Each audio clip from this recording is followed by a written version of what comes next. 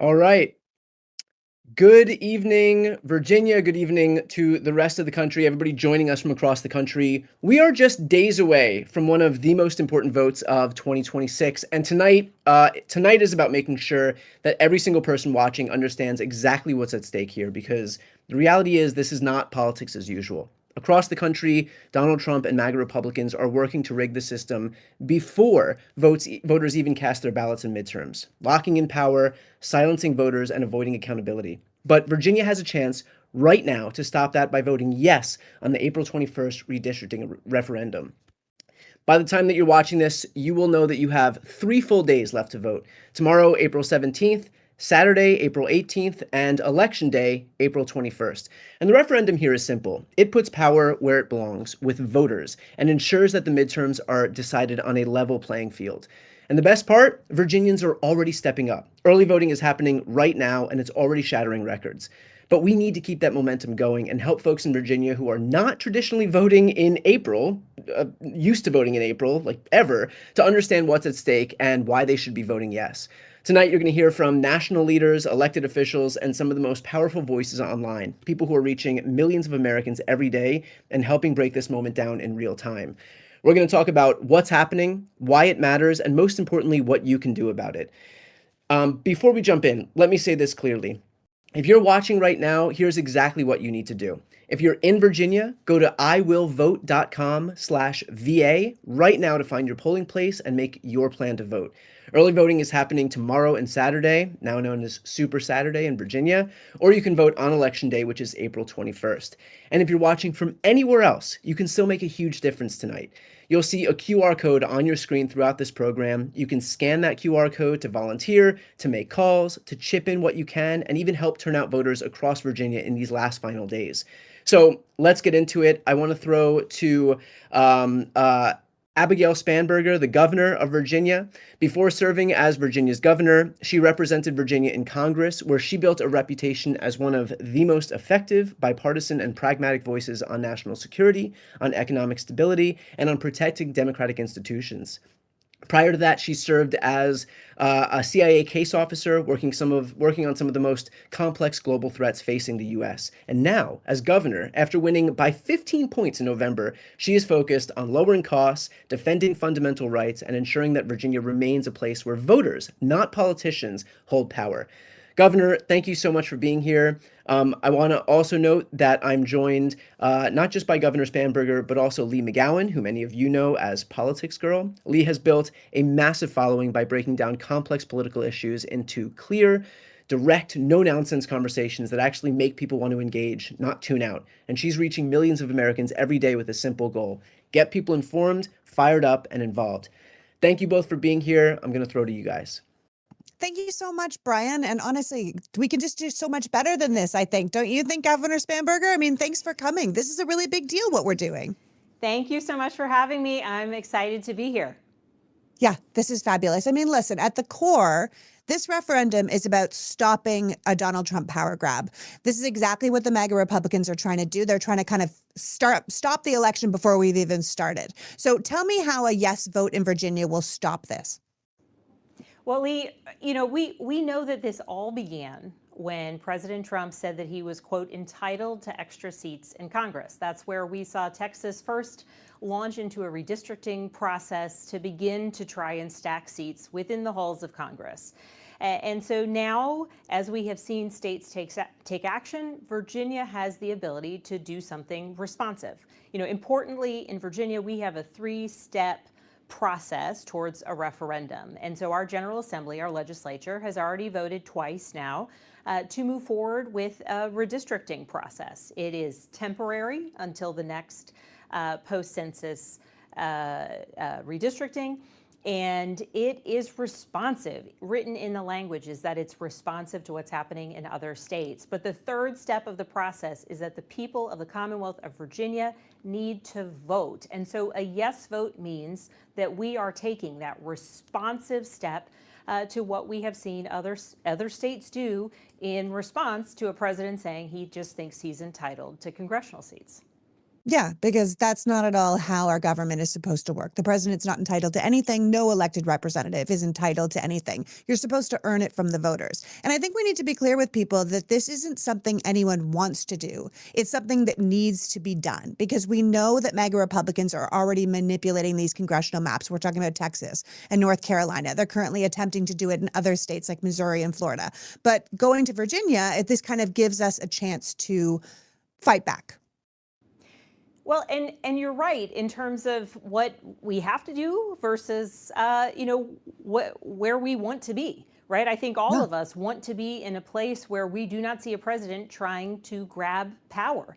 And in fact, in Virginia, just a few years ago, we passed a bipartisan redistricting amendment, which is why now to do this temporary redistricting, we actually need to do another referendum. I vocally supported that bipartisan redistricting commission. And importantly, important to me and important to many Virginians, is that this referendum, this temporary redistricting, preserves that bipartisan commission into the long term. And so after the next census, that bipartisan commission will come back online and do our next redistricting. But it's important that Virginia be responsive in this moment, and that is why this referendum, this yes vote on Tuesday, is so important. Yeah, absolutely. And I think it's not just about being responsive, it's about being responsible to the voters. A vote yes. If you're voting yes in this referendum on the 21st, it's yes to approve these new congressional maps. But it's also yes that they will go back to the way that they were in 2030. And yes to stopping any sort of overreach or Trump's cheating. And yes to give voters and not politicians the final word here, which is really the goal. If the heads of government can set up who wins congressional votes so no one can hold them accountable, then the voters no longer have the say. And I think that's what we're trying to avoid here. As I understand it, there's already more than 1 million early votes that have been cast in this referendum. So what does that tell you about how people in Virginia are responding to this moment? Well, in Virginia, a couple of years ago, our legislature passed expansive early vote. We have 45 days of early voting, which gives voters the opportunity to cast their ballots early and really ensure they have a plan to get to the polls. 1 million Virginians who have already voted is a consequential and important number. In Virginia, we don't register by party, so we don't have the sort of usual tabulations that other states might have when they can say X number of registered Democrats or X number of registered Republicans have already voted. But what we do know is that people in every corner of Virginia are getting out. They are voting. Certainly on the ground, there is a level of urgency and a level of resolve that people have, recognizing the importance of this referendum. We have 2 more days of early voting, and then Tuesday is the final day to vote. That is the day of the referendum. And I'm expecting that we will see huge numbers on Election Day as well.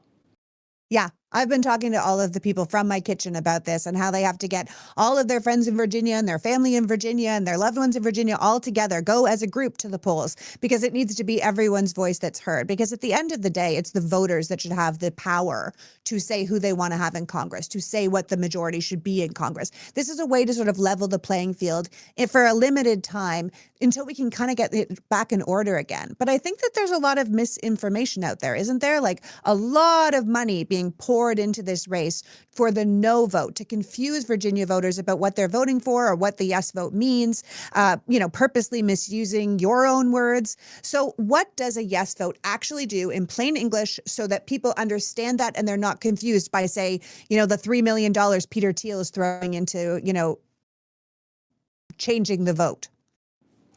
Well, you are exactly right. For those who are not on the ground in Virginia, I'll just let you know that, in fact, we have seen the Campaign for No has used my face on TV and in mailers. They have used President Obama's face on TV and in mailers.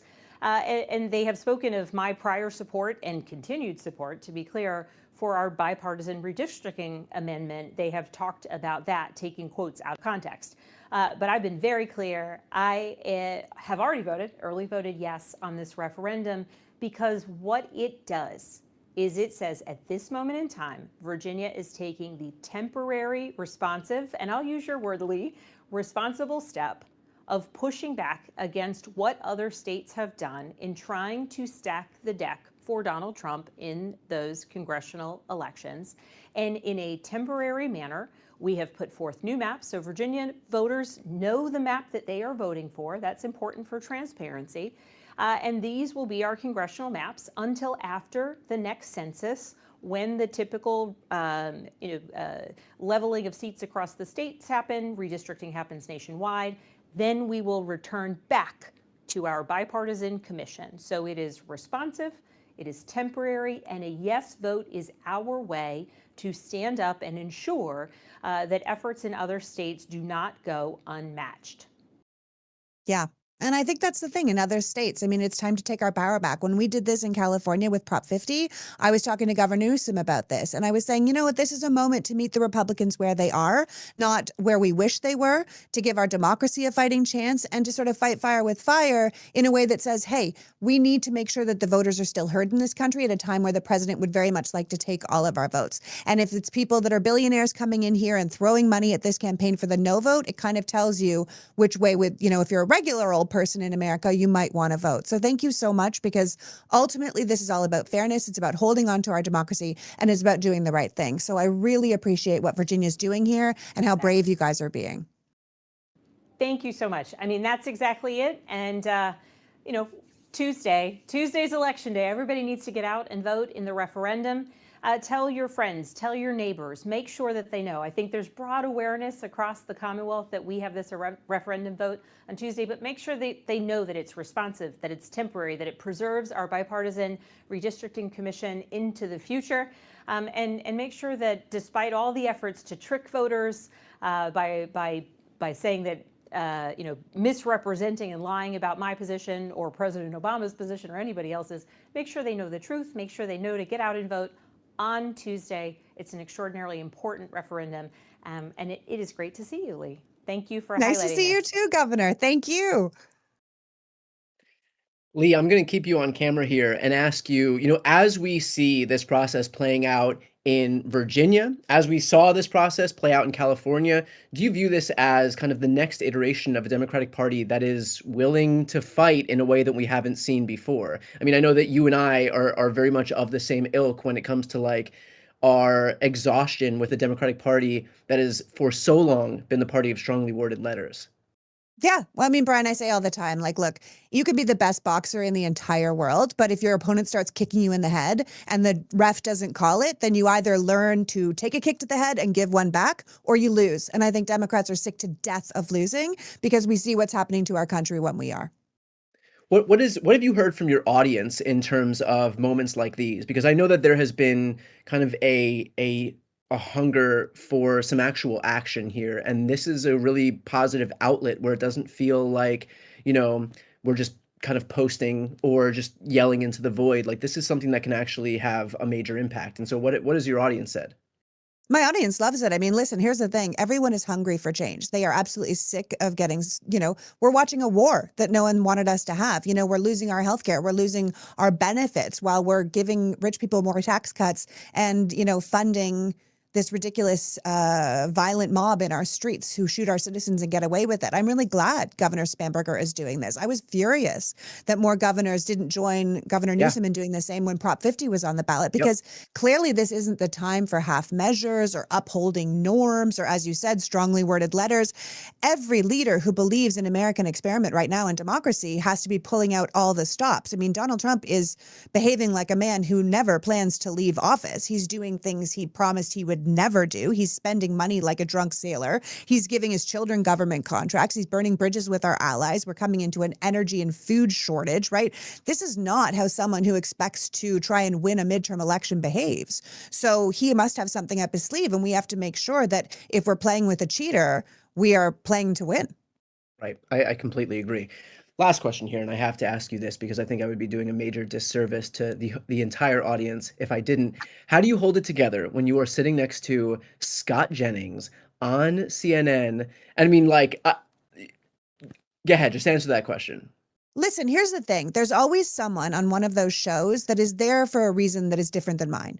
My reason is always to inform the American public, to make sure they know what's best or what's true or what's real in a, tsunami of lies, which is what they're getting from mainstream media at the most part now.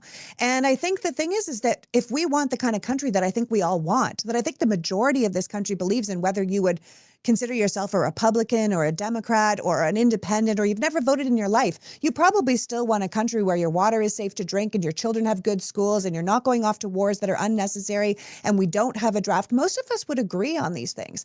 And we've forgotten that in the corners that we live in.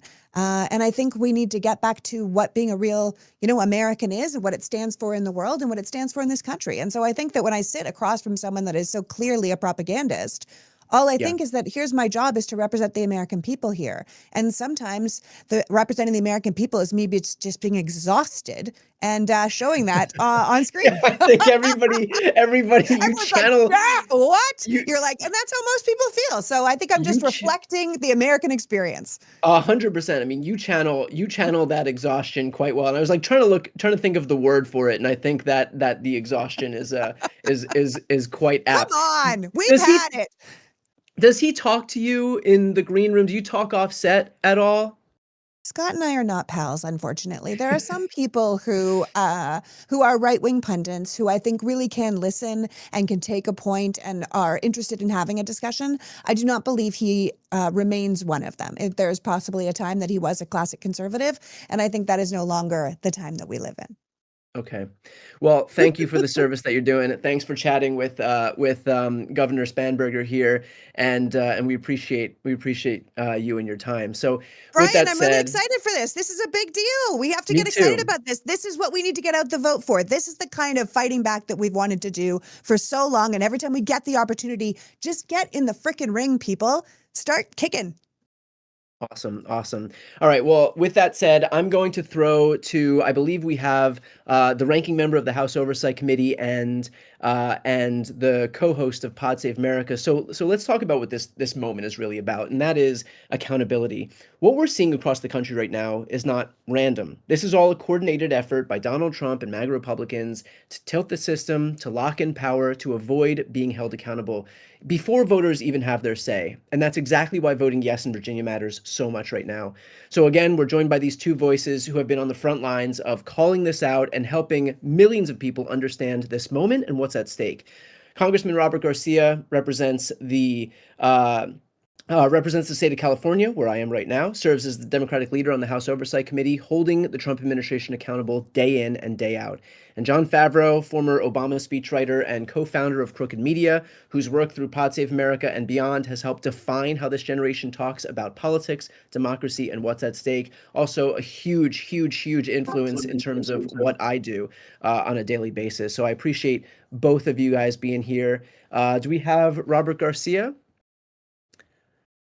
I think we are still maybe waiting on the ranking member, but Favs, while I Hey. have you, what does it mean? What does it mean to you to see not just California, but now Virginia actually step up? I mean, you've worked in government and you've seen how Democrats have operated for quite a long time here. Now this is kind of, some actual action behind just the words. Yeah, I mean, I'm pretty proud of everyone who's stepped up, and including everyone who's watching, who stepped up on Prop 50 in California, and is now doing it again for yes for Virginia. And it is good to see Democrats everywhere treat this with the urgency that's required. This started with what Republicans were trying to do to rig the map in Texas, but they, of course, haven't stopped there. They did it in North Carolina and Missouri. They are trying to do it in Florida right now. So while we have made quite a few gains through doing this in California and other places, Virginia is going to be critical to make sure that we don't have a rigged map in the House, and we can really win back the House and have a comfortable majority. Talk about the importance of a moment like this, especially in light of the fact that, we have the 2030 census around the corner. Yes. Well, the other thing is, if this ends up being, knock on wood, with everyone's efforts, a wave election. In a wave election, you want to make sure that you win not just the majorities in each house, but as many seats as humanly possible, because then when we get to 2028 and hopefully we elect a Democratic president, then we want that president to make sure they have working majorities in the House and in the Senate, and that they have enough seats to actually pass the agenda that they talked about passing, and so that we're not dealing with what Trump dealt with Mike Johnson, and a very slim majority over the last couple of years. You want a bigger majority, and winning these seats now in 2026 ends up being a down payment on 2028. What do you hope to see overall? Like, if you could wave a magic wand and dictate what the whole country looks like in terms of redistricting, what would you like to see? What is a more permanent solution than kind of these scattershot moves that we're making right now? I mean, to be honest, like a more permanent solution is if Democrats get the majority again, the John Lewis Voting Rights Act would have done away with all partisan gerrymandering, and we would have Yeah. independent redistricting all across the country. And that is the dream, that you have independent, nonpartisan gerrymandering. You have nonpartisan maps in every state across the union, and so that you don't have to have this race to the bottom that we're engaged in right now that Republicans started.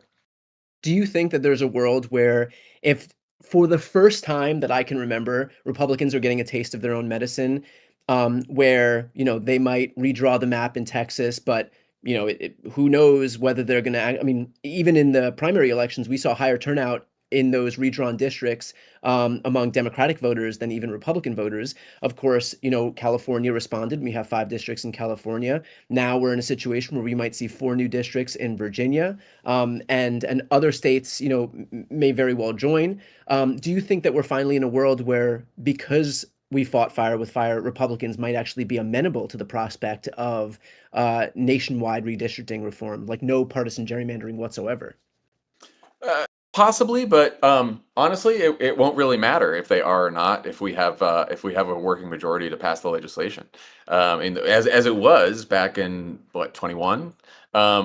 We were, it was Joe Manchin and Kirsten Sinema that didn't want to get rid of the filibuster, so we couldn't pass it. But if Yeah. we have a majority in the House and a majority in the Senate, and we have enough senators who are willing to get rid of the filibuster or reform the filibuster for this, and we have a Democratic president that can sign it into law, we can not just unrig maps permanently, but we can put in place all kinds of reforms that will make our democracy more democratic, which should help for generations to come.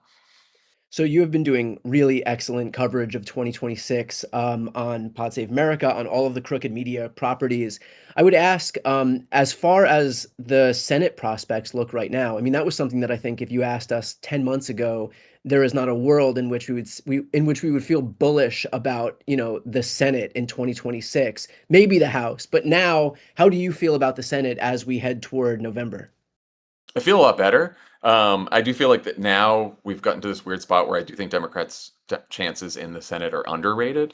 And look, it's not easy because to capture a Senate majority, we're going to need Democratic candidates to win in states that Trump won by 10 points, right? Yeah.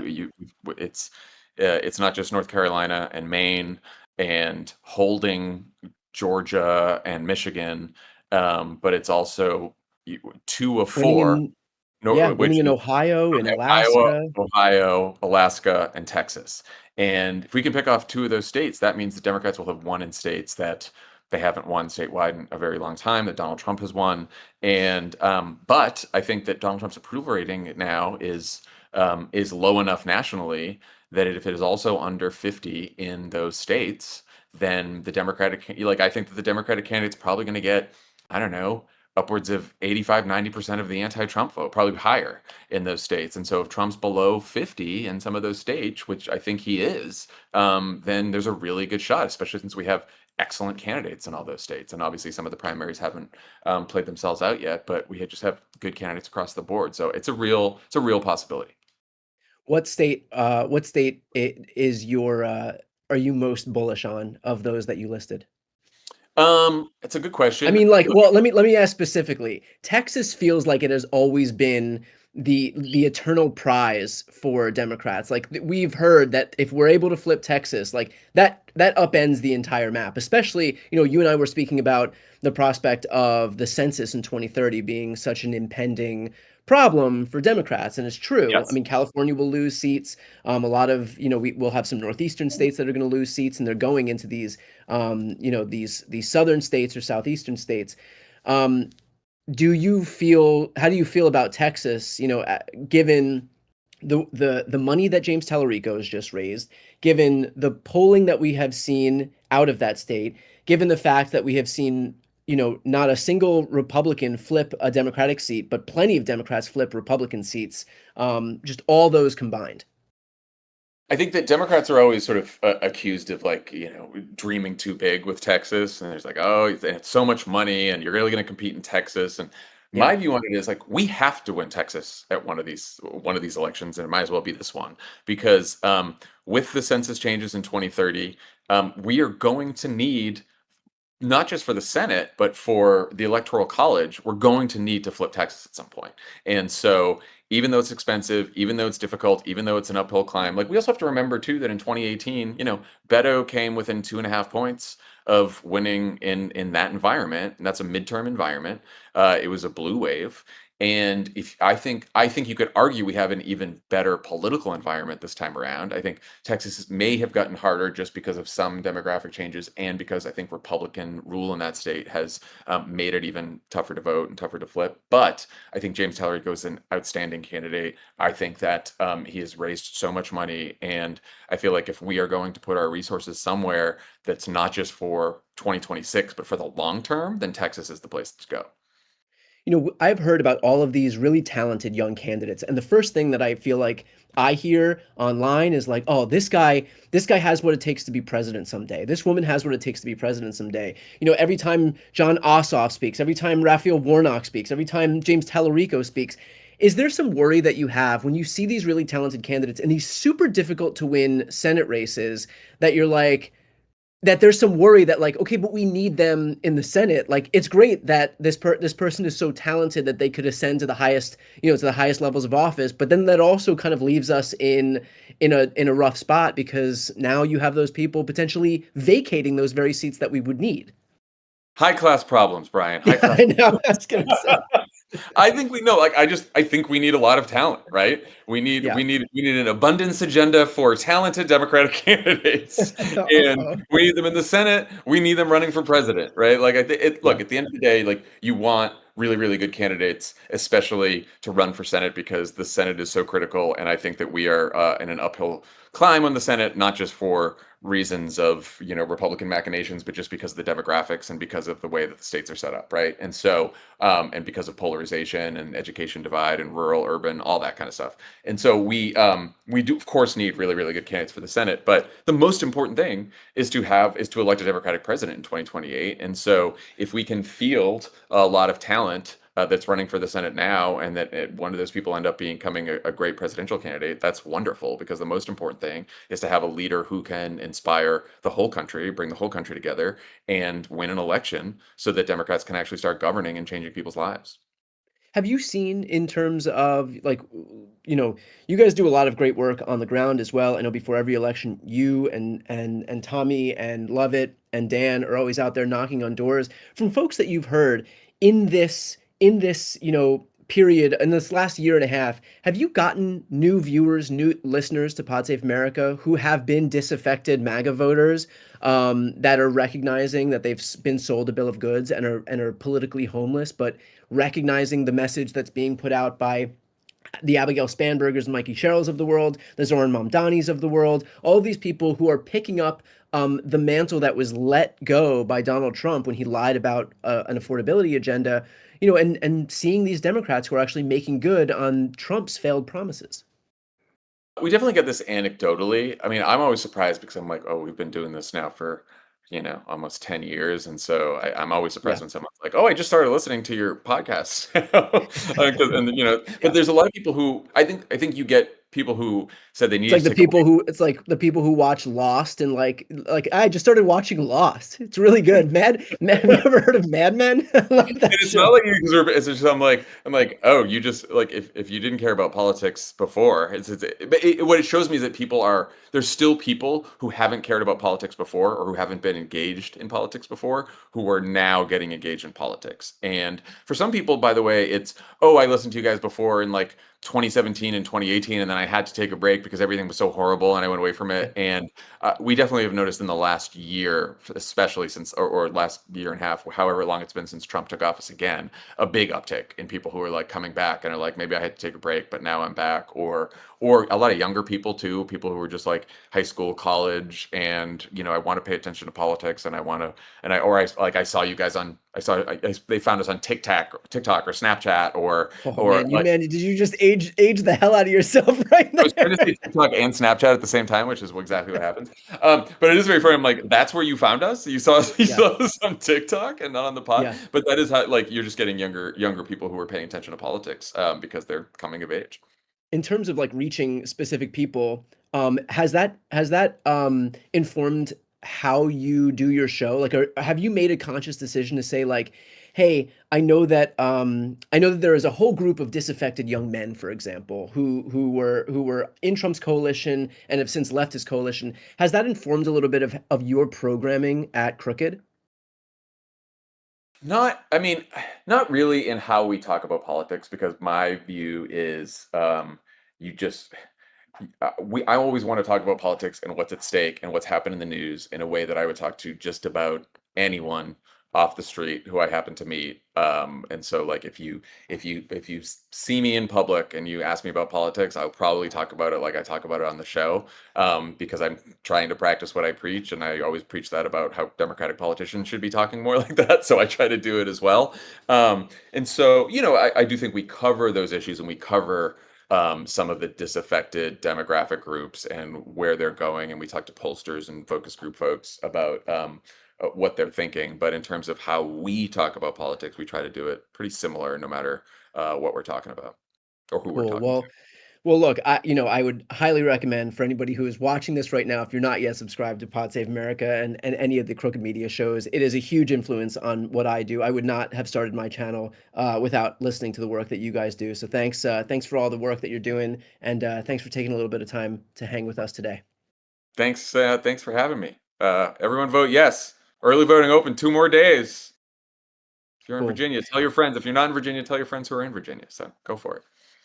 So thanks, Fabs. Okay, All I want right. to I want to move over to bring this conversation home, because accountability isn't just about Washington. It's about what happens in people's lives when the system stops working for them. And we're joined by two leaders who are seeing the real world impact of this every single day. So we have Congressman Bobby Scott, who is the dean of Virginia's congressional delegation, has spent decades fighting to expand opportunity, strengthen public education, protect workers and families across the Commonwealth.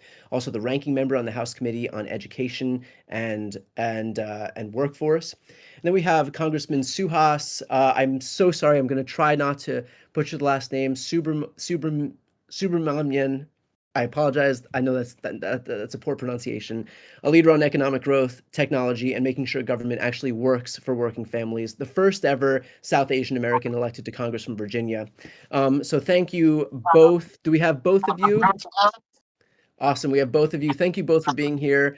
Congressman, I apologize for the mispronunciation of your last name. Can we get a proper pronunciation, please? I didn't hear it, so it Oh, never well then, happened. it But never it's happened. it's Subramaniam, like money. Suhas Subramaniam. Awesome. Well, thank you so much. I appreciate you both being here. So I wanna jump in here. Um, when accountability breaks down in Washington, what does that mean for people on the ground? Like, who feels it first? Well, the reality is the people feel it first. When Congress doesn't do its job, when Congress attacks democracy, the everyday people feel it. The people who are on this call today feel it. And the people in the White House and in the administration feel it last. They feel it the least. And that's why you see so many people who, say, do as I say, not as I do, right? That's been the motto of this administration. We don't want mail-in balloting, but the president can mail in his ballot, right? So the people feel Yeah. first, and that's why we need to put the people first.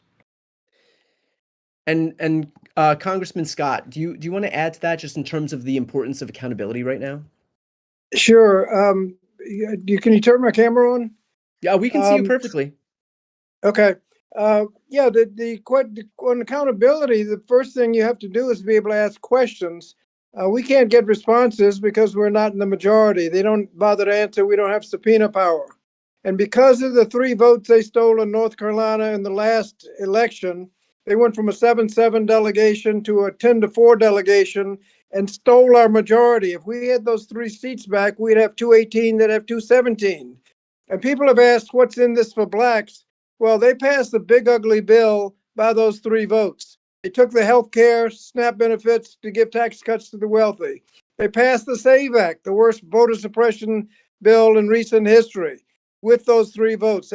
We did not pass the War Powers Act to stop the war because we didn't have those 3 votes.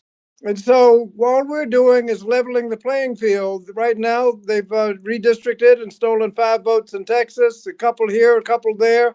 They haven't finished. So we're just trying to level the playing field. So if people care about the war, if they care about ICE, if they care about accountability with health care and education and voting rights, we're just asking people, don't guess, vote yes. For you both, does this feel like a new moment in Democratic politics? I had spoken to John Favreau, our previous guest, about this idea, or actually Lee, Politics Girl, just prior to that, about this idea that for so long I have watched the Democratic Party for whom strongly worded letters was, the top of the mountain, right? Does this feel like a new moment where there is actually going to be some sense of fighting fire with fire? I'd like to hear from both of you on that. If it isn't, it needs to be.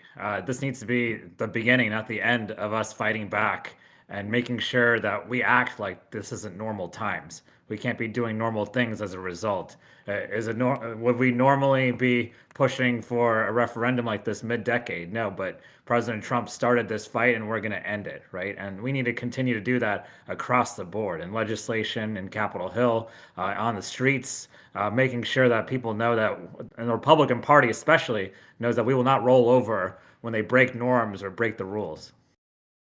Well, and Brian, this is simple. We're doing exactly what they're doing. They've gotten all mad about what we're doing. We're doing exactly what they're doing. We're redistricting midterm. They took 5 seats in Texas.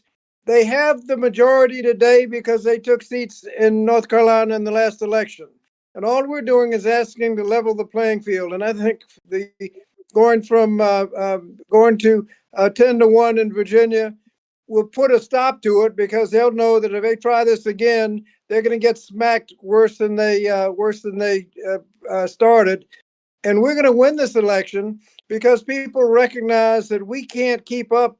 We can't protect healthcare. We can't protect education. We can't fight against the war if they keep stealing seats. That's why this is so important that we level the playing field. And I think people recognize that they have an opportunity to fight fire with fire. For both of you, have you heard from your Republican colleagues about the bill of goods that's been sold to their audience, that their supporters, their voters? I mean, the entire MAGA agenda was predicated on this idea that there was going to be a focus on America first, that people's health care would be taken care of, that food assistance would be taken care of, that costs would be down. And we've seen the polar opposite. We have seen healthcare get gutted. We've seen food assistance get cut. We've seen prices surge as the direct result of this trade war. And now all of this funding that was promised to Americans as part of this America First agenda is being sent overseas by the billions on a daily basis to drop bombs in the Middle East. If you look at the cost of this war, what we could have done with the money, they're asking for $200 billion in terms of education and healthcare. Every year to fund the enhanced tax credits under the Affordable Care Act, it's costing millions of people their insurance. And restoring the Medicaid cuts for a year, we could restore all of the healthcare cuts. We could fund daycare, the kinds of things that President Trump said we can't do because we're fighting a war, like Medicaid or Medicare or daycare. the little individual things, as he called them. No, we have a choice that we can fight this war of choice, or we can address the needs of the American people. And I hope they're not fooled, because you should not be surprised with what he's doing. I Congressman, what do talked you to think? Republicans on Capitol Hill, and I'll tell you that they're either in denial, they've Yeah. forgotten the very things they said last year. There's Republicans who lectured me last year about Joe Biden's interference in foreign wars, and they had a point at times. But I'll tell you this: that now they're okay with foreign wars. Now they're okay with intervention in the Middle East. Right? All of a sudden, they have that reasoning, and uh, I don't think a lot of their constituents are buying it either, frankly. I saw a couple of Republicans at the No Kings rally the other day. I hear Republicans, people who voted against me, are voting yes on this referendum. The tide is turning, and Virginia sent a message last November when Abigail Spanberger was elected resoundingly. And now we're going to send another message next week that we mean business and the country's turning. Well, the interesting part about that is in the aftermath of California's Prop 50 election, which is along very, very, very much the same lines, we saw quite a few Republicans who had defected, even in this state. I mean, we've seen a number of Republicans who decided to vote in favor of that referendum, in line with what you're saying right now, and so I think that this is a good test case of what's happening, where all of these people who recognized the con that they've been sold are looking for, to take power away from the party that they had helped put in power, and instead put it in the hands of people who are actually delivering for their constituents. With that said, I want to bring in one person here, Suzanne Lambert, who wants to ask one quick question, and we'll bring her in. Suzanne, you here? Let's see. I think she is just joining right now. All right.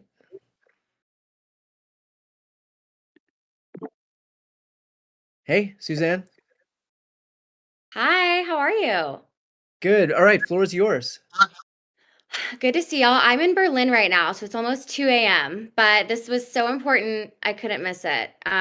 So great to see you all. And my question that I would love to ask y'all, as a Virginia resident, obviously this is really important to me. This is important to everyone in our country, but I think especially Virginians are trying to understand, given what we've seen Donald Trump do to sow carnage and hysteria across the United States. Why is redistricting in Virginia particularly so important in this moment? Well, I'd start off by saying that if you're going to hold them accountable, if you're going to slow them up, we can't allow the Republicans to add to their vote total to a point where we can't catch up with them. Some of the experts are saying there are only 12 toss-up districts in the country, maybe 20, maybe 30. If they're stealing 5 in Texas, 1 here, 1 there, they've got Louisiana, Alabama, and Florida still being considered.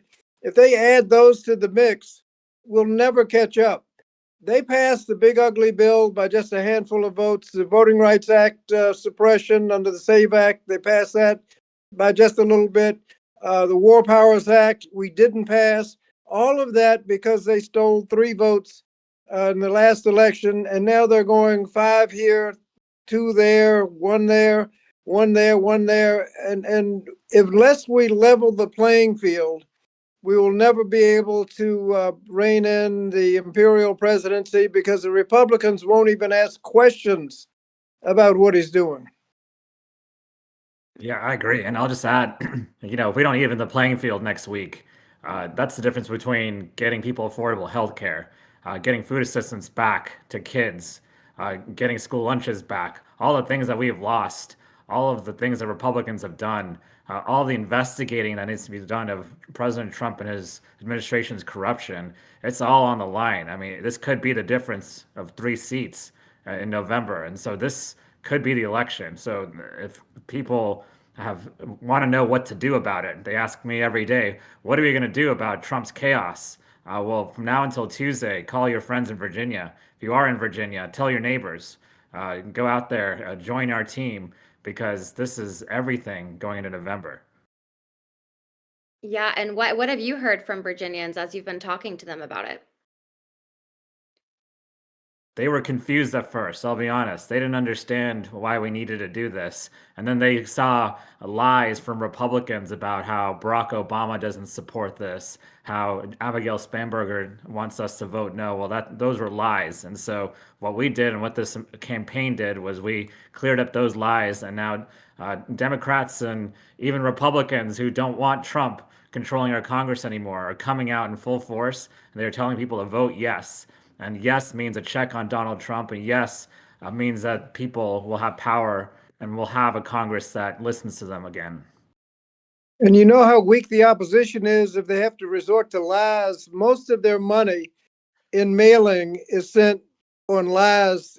Barack Obama, Abigail Spanberger, misrepresenting their position. And that's why, and I've been delighted to see that most people are not confused, they're offended and can't wait to get to the polls. So we just tell them, don't guess, vote yes. Yeah, I got one of those flyers myself, and it looked really nice in the bottom of my trash can. So thank you both so much for speaking with me about this and everything that you're doing for Virginia.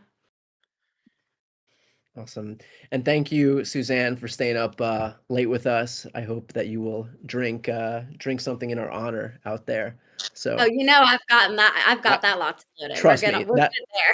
that I do know. All right. Thank you all. I appreciate you taking the time. I want to introduce now Tevin Davis, a digital communicator who has built a major following by blending humor, sharp political insight, and cultural commentary to connect with audiences that traditional media often misses. We know that you've seen his Kamala videos, so Tevin, it's an honor to be able to introduce you here.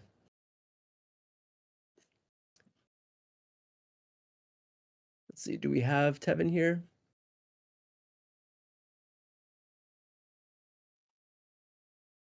It's away. Awesome. Did I do it right? Am I on here? Did I do it right? My You're God. perfect. So we can see you, we can hear you. Thanks so much. That's it. Glad to be seen and not viewed. My God, today. Thank you, Lord. All right, Tevin, the floor is yours. Thank you. Thank you. Thank you, Brian. It is wonderful to be here. Hi, everybody. Good evening. Good evening. Good evening. I am deeply honored, first of all, to be able to share space and to be able to lend my voice to this collective fight alongside so many leaders and organizers and history makers who have dedicated their lives to moving this country forward. It is truly, truly an honor to be here in this moment with all of you.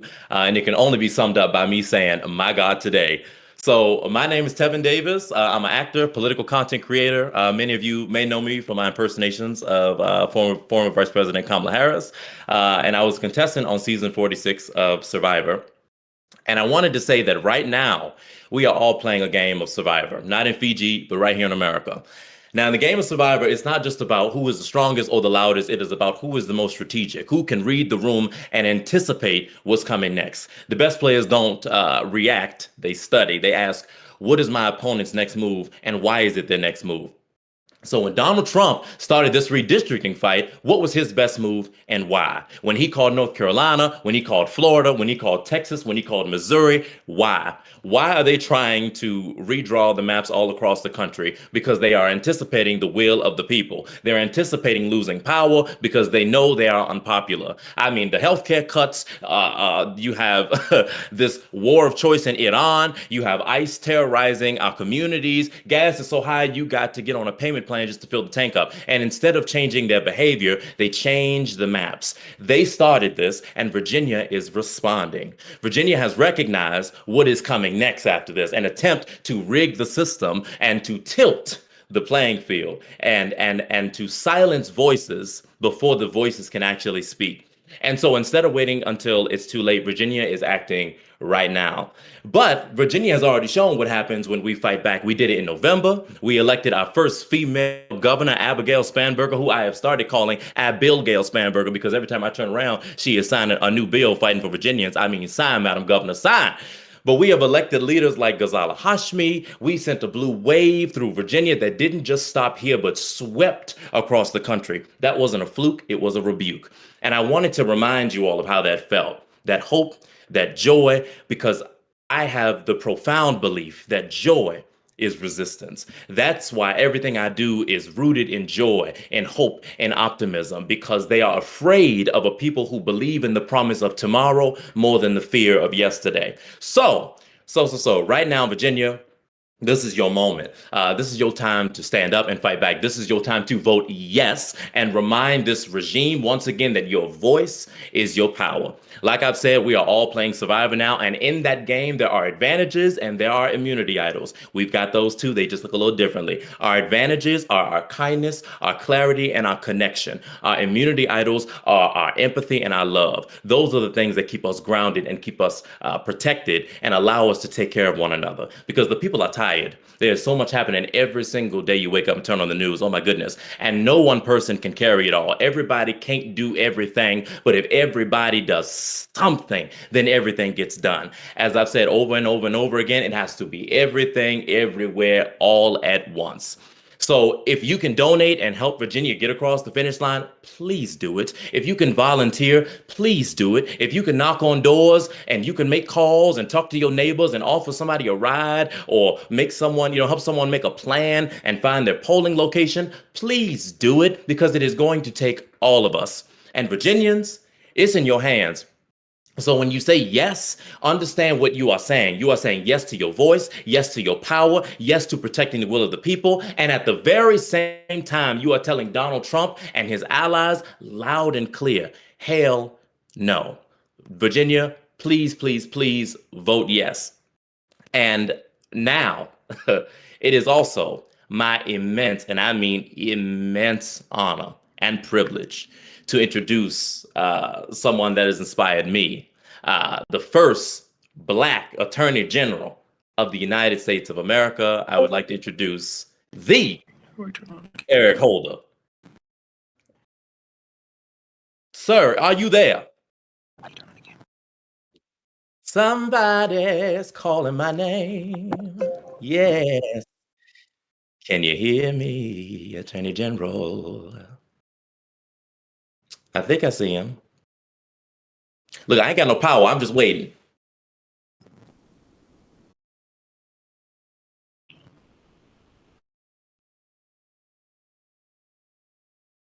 I think you're there. We just got to get the camera on. Listen, AG, hold on. I'm going to give you a nice, see, I want you to have a nice big intro. So I'm going to give you the intro again. It is now my immense honor and privilege to introduce the first Black Attorney General of the United States of America. My God, Sir Eric Holder. How you doing, sir? All right. I'm doing just fine. Thank you, Tevin, for that really nice introduction. How are you doing tonight?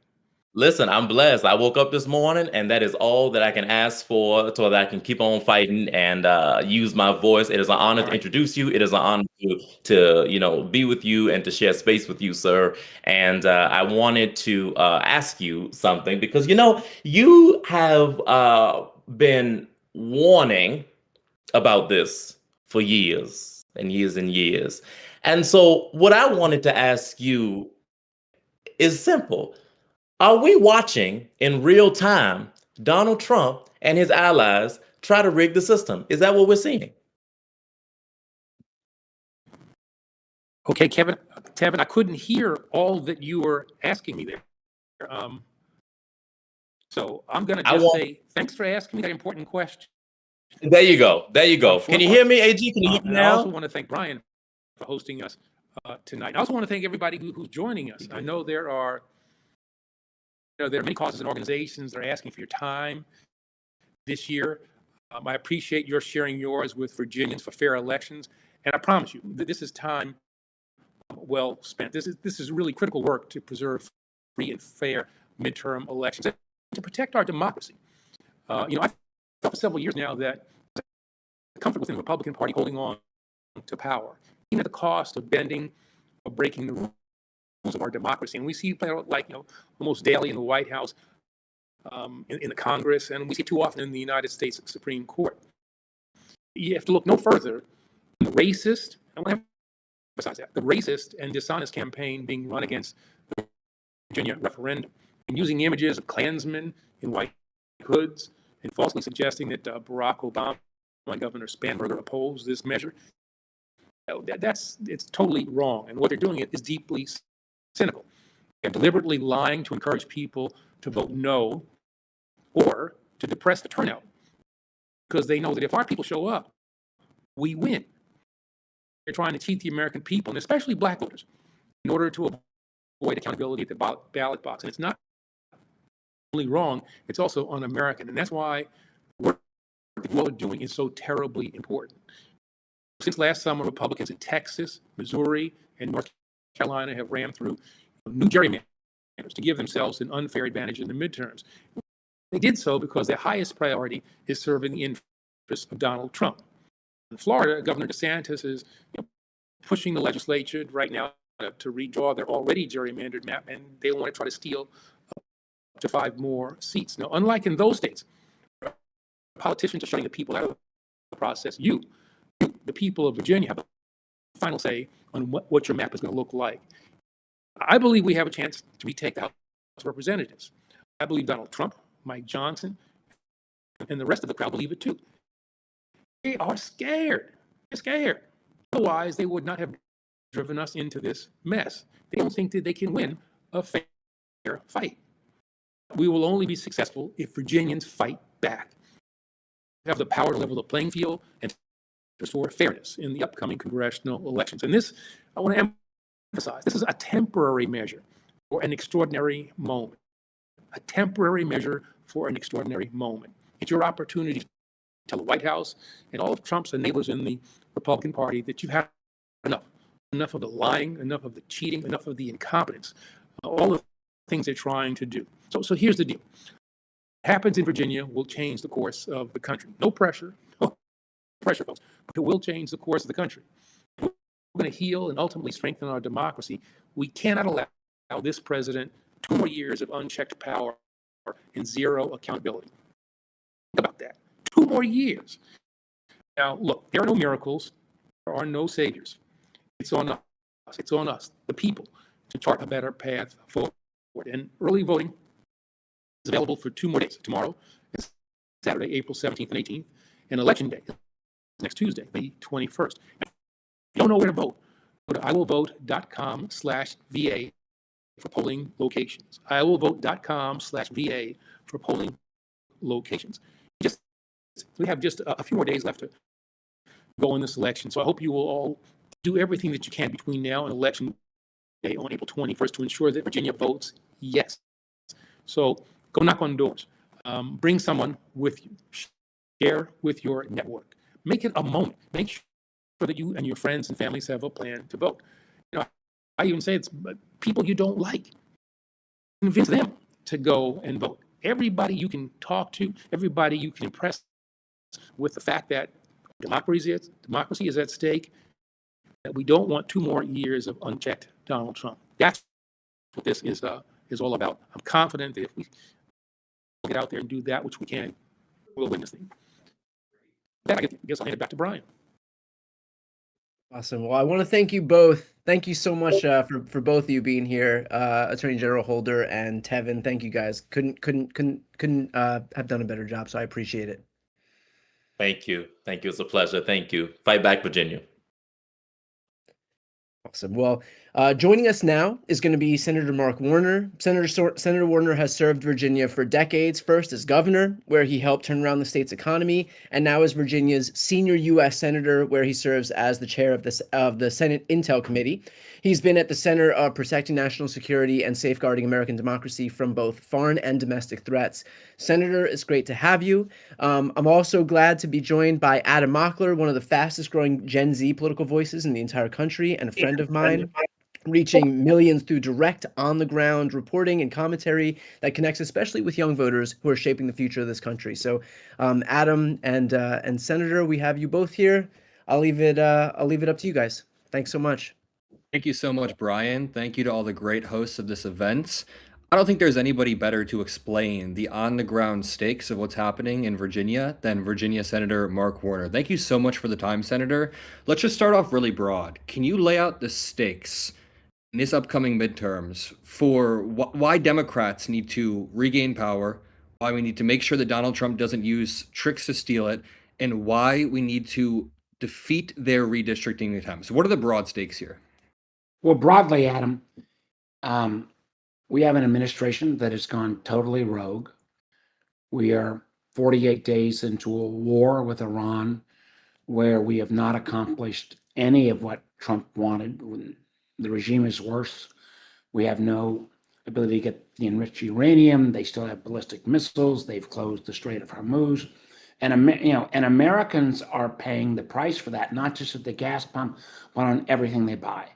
And the reason this came about in many ways is not just Trump's current decisions, but the fact that in 2022, Donald Trump stole 3 seats in North Carolina without a lot of attention, which was the margin that actually could have made Hakeem our speaker right now as opposed to coming next year, but also in terms of the awful bill that's cut healthcare. In my state, we have rural hospitals up to 10 closing, and we have literally 80,000 Virginians who've lost food assistance. We have hundreds of thousands who are going to lose Medicaid. And that was all because the Republican Party under Donald Trump cheated in North Carolina. They have then cheated again in Texas.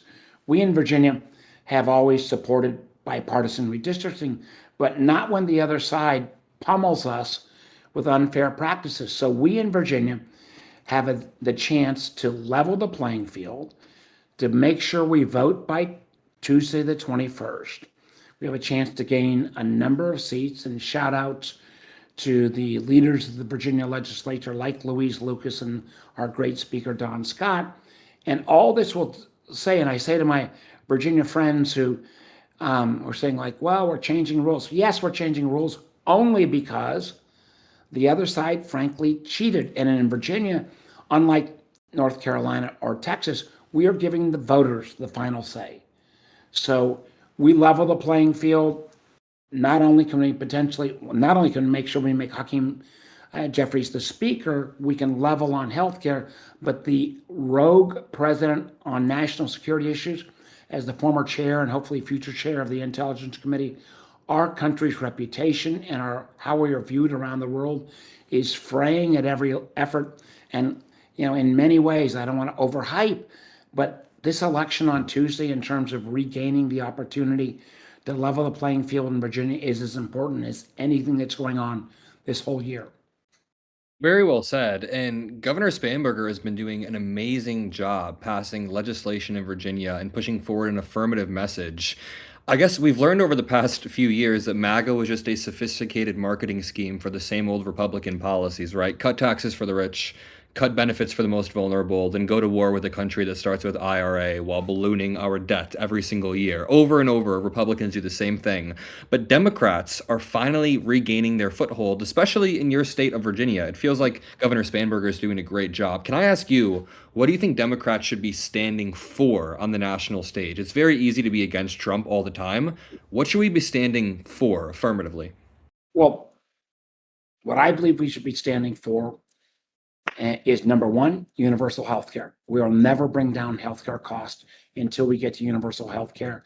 And unfortunately, we've now seen a retreat on those efforts because of the awful bill. Again, the margin being the seats stolen by redistricting in North Carolina. Number two, and I'm a tech guy, but I think we need to make sure that artificial intelligence and AI is done fairly. We've got to make sure the grid is not overburdened by driving up utility costs. And I am obsessed about making sure that particularly young people coming out of college, having done everything right, are going to have jobs. And that's going to require an ability to bring in the AI guys and help us get through this transition, but also help us pay for it.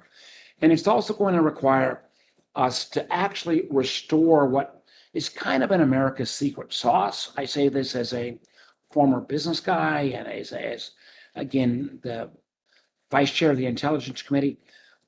The world is stronger when we have strong American leadership that's moral leadership, instead of a president that, frankly, insults everybody in the world even insults the Pope, even, is willing to call out our friends awful names. We have to restore American leadership. And honestly, when we take control of the House, and I believe we can also take control of the Senate, we'll finally put some guardrails on a president that so far has operated without guardrails, to the point that even and I say this as somebody who's, I know some of you have been mad because they always try to be bipartisan, but I have given up on my Republican friends until they find a backbone, until there is a return of a legitimate Republican Party away from a group of Trump sycophants. We have one goal, and that is kick their ass. Very, very well said. What do you think the risk is of Donald Trump shaking up the global order in the way that he has been? I've been thinking about this a lot, especially after the Strait of Hormuz incident, when it seems like he's legitimizing a type of ruling where countries with missiles on their coast can just point those missiles at that strait and then extort them. Like, for example, my friend was saying that Malaysia, if they wanted to, could start extorting the Strait of Malacca. Denmark, the Baltic Sea. He's plunging us into a global order where power is the only thing that rules. What do you see the risk as to the global order with a president who is just only ruling like this? Adam, the risk, I mean, listen, I don't want to bum people out, but we have a regime now in Iran that's worse than what it was 48 days ago.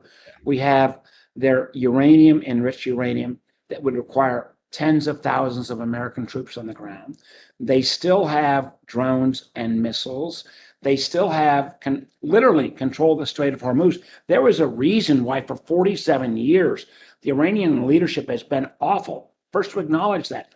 But why responsible presidents of both parties, including Donald Trump, would not enter into this kind of war without some allies and a plan. It has been beyond embarrassing. And as we start to see, nations around the world, I say this with some trepidation and full acknowledgement. On my mom's side, my grandparents were Canadian. It's hard to piss off the Canadians, but we have so pissed off the Canadians that their leadership thinks that China may be a more dependable partner than America. That does not make America safer. America's special sauce is not just our military and our strong economy. It is the fact that we have had, for the most part, leadership that is driven by strong morals, by a commitment to freedom and democracy. All of that is at stake. And I know these lofty ideals when we're talking about a redistricting battle, but they are all intertwined. And an unleashed, unguarded Donald Trump, we've seen the damage done already. If he was somehow able to continue without any checks, this first year and a half would pale in comparison to what he could do going forward. So to my friends in Virginia, we have to do our part. For those of us, those who are listening nationally, I know we ask you for a lot on a lot of races, but there is no place where your dollar, your effort, your energy can be better spent than over the next 5 days, making sure we come out of Virginia with a fair, level playing field approach. And let me just quickly add, for all of us who are, policy nerds, as I am, and I know you are as well, and, we're more than willing to go back to independent redistricting. I actually believe we ought to have a federal law that says independent redistricting with no ability to change mid-decade. But, for too long, we have not fought fire with fire. It is time for us to load up and fight with everything we've got, because literally, not just the future of our country, but not to overstate, but whether there will be a democracy going forward is all at stake.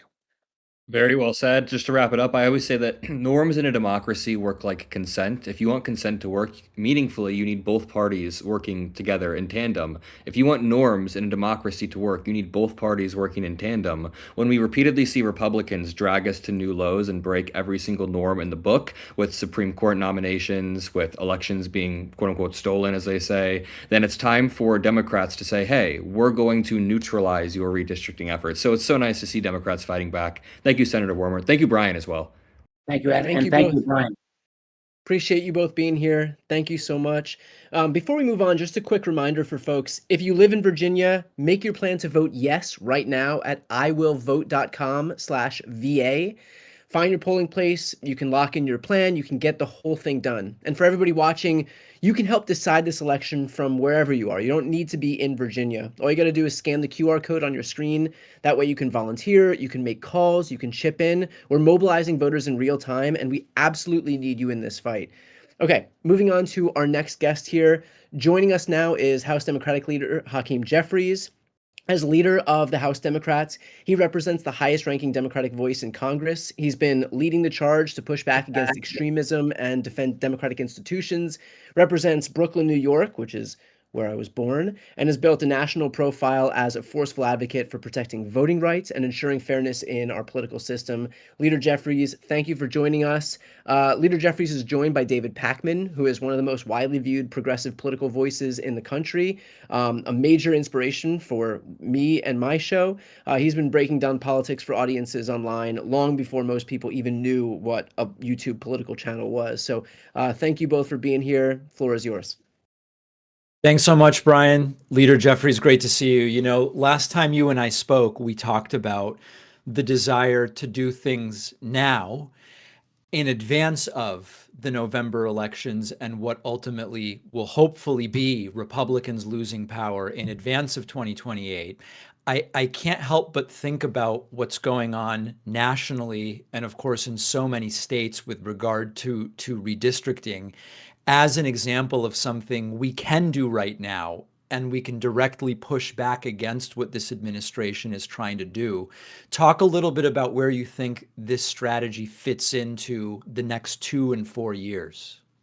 Well, thank you so much, David. Great to be with you. And thank you, Brian, of course, for convening us all. You're absolutely right. You know, we're involved in fighting one battle after another and pushing back against the extremism that Donald Trump has unleashed, along with Republicans on the American people, in advance of the November midterm elections.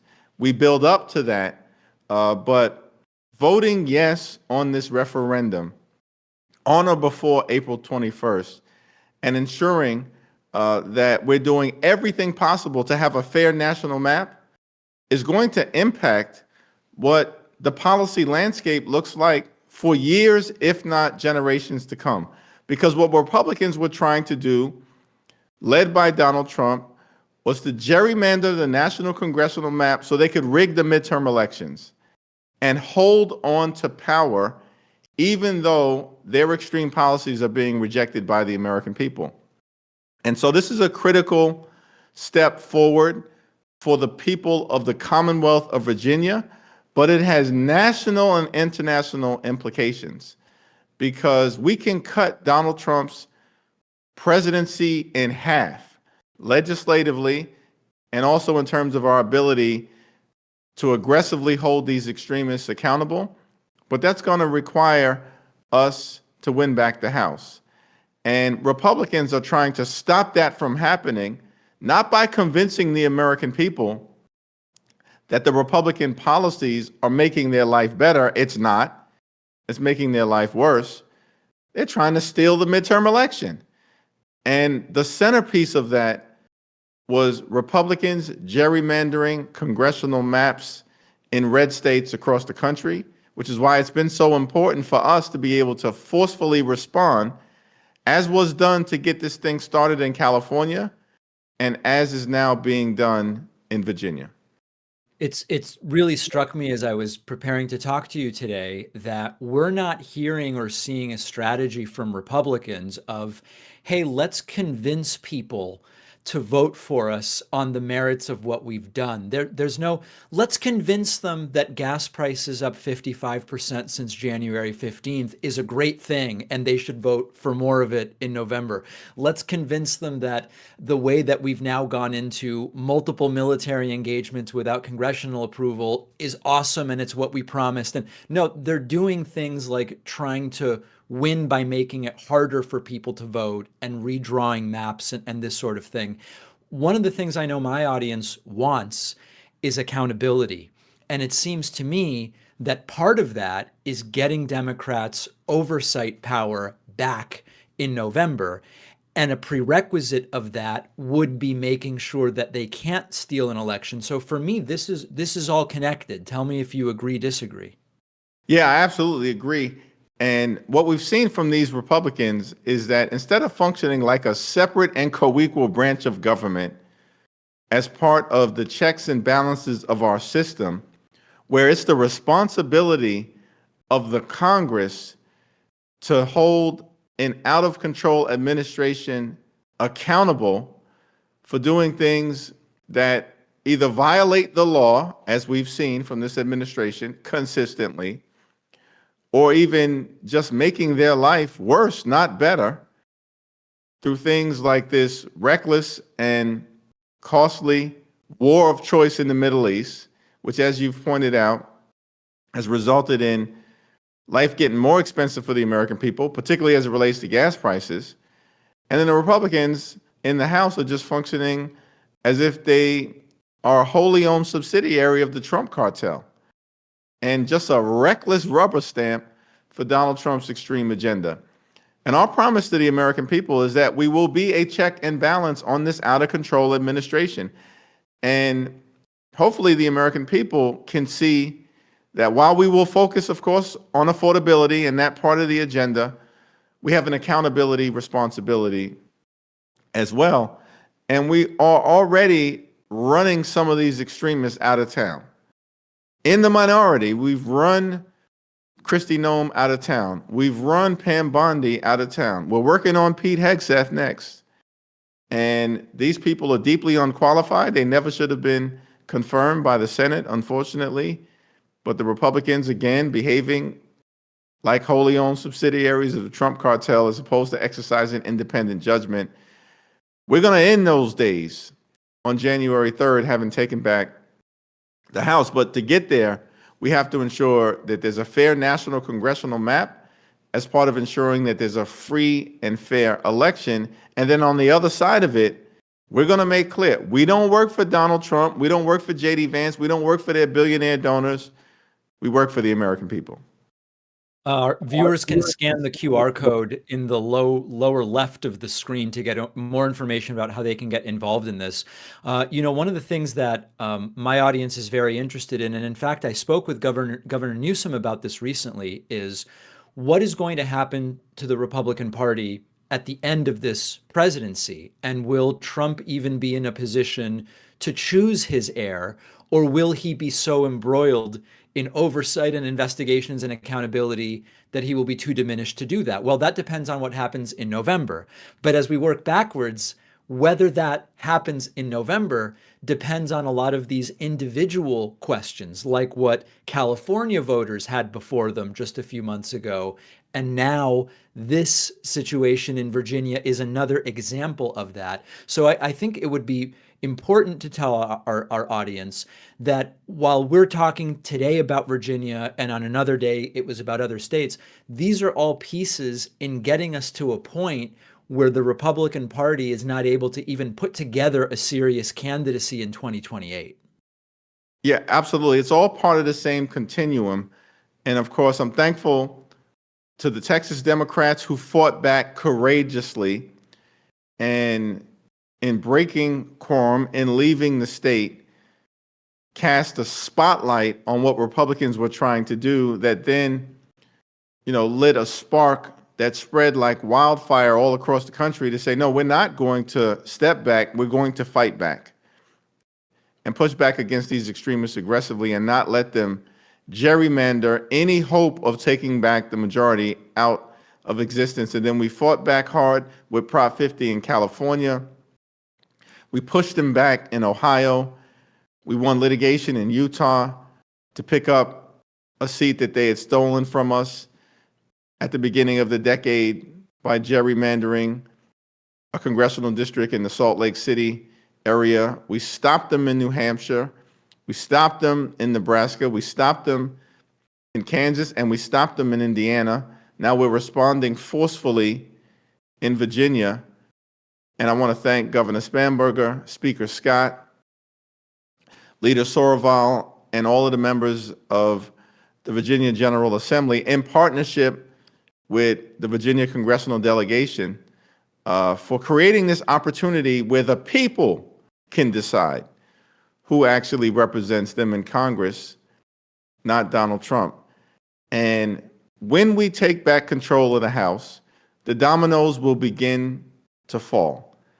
And Donald Trump is very weak right now, but we need to see a tangible manifestation of that in the midterm elections, which would mean the House majority on the Republican side, these sycophants, corrupt in many ways, who just been doing Donald Trump's bidding, and Trump is running the largest pay-to-play scheme in the history of the world right now. All of them have to be held accountable, and they will.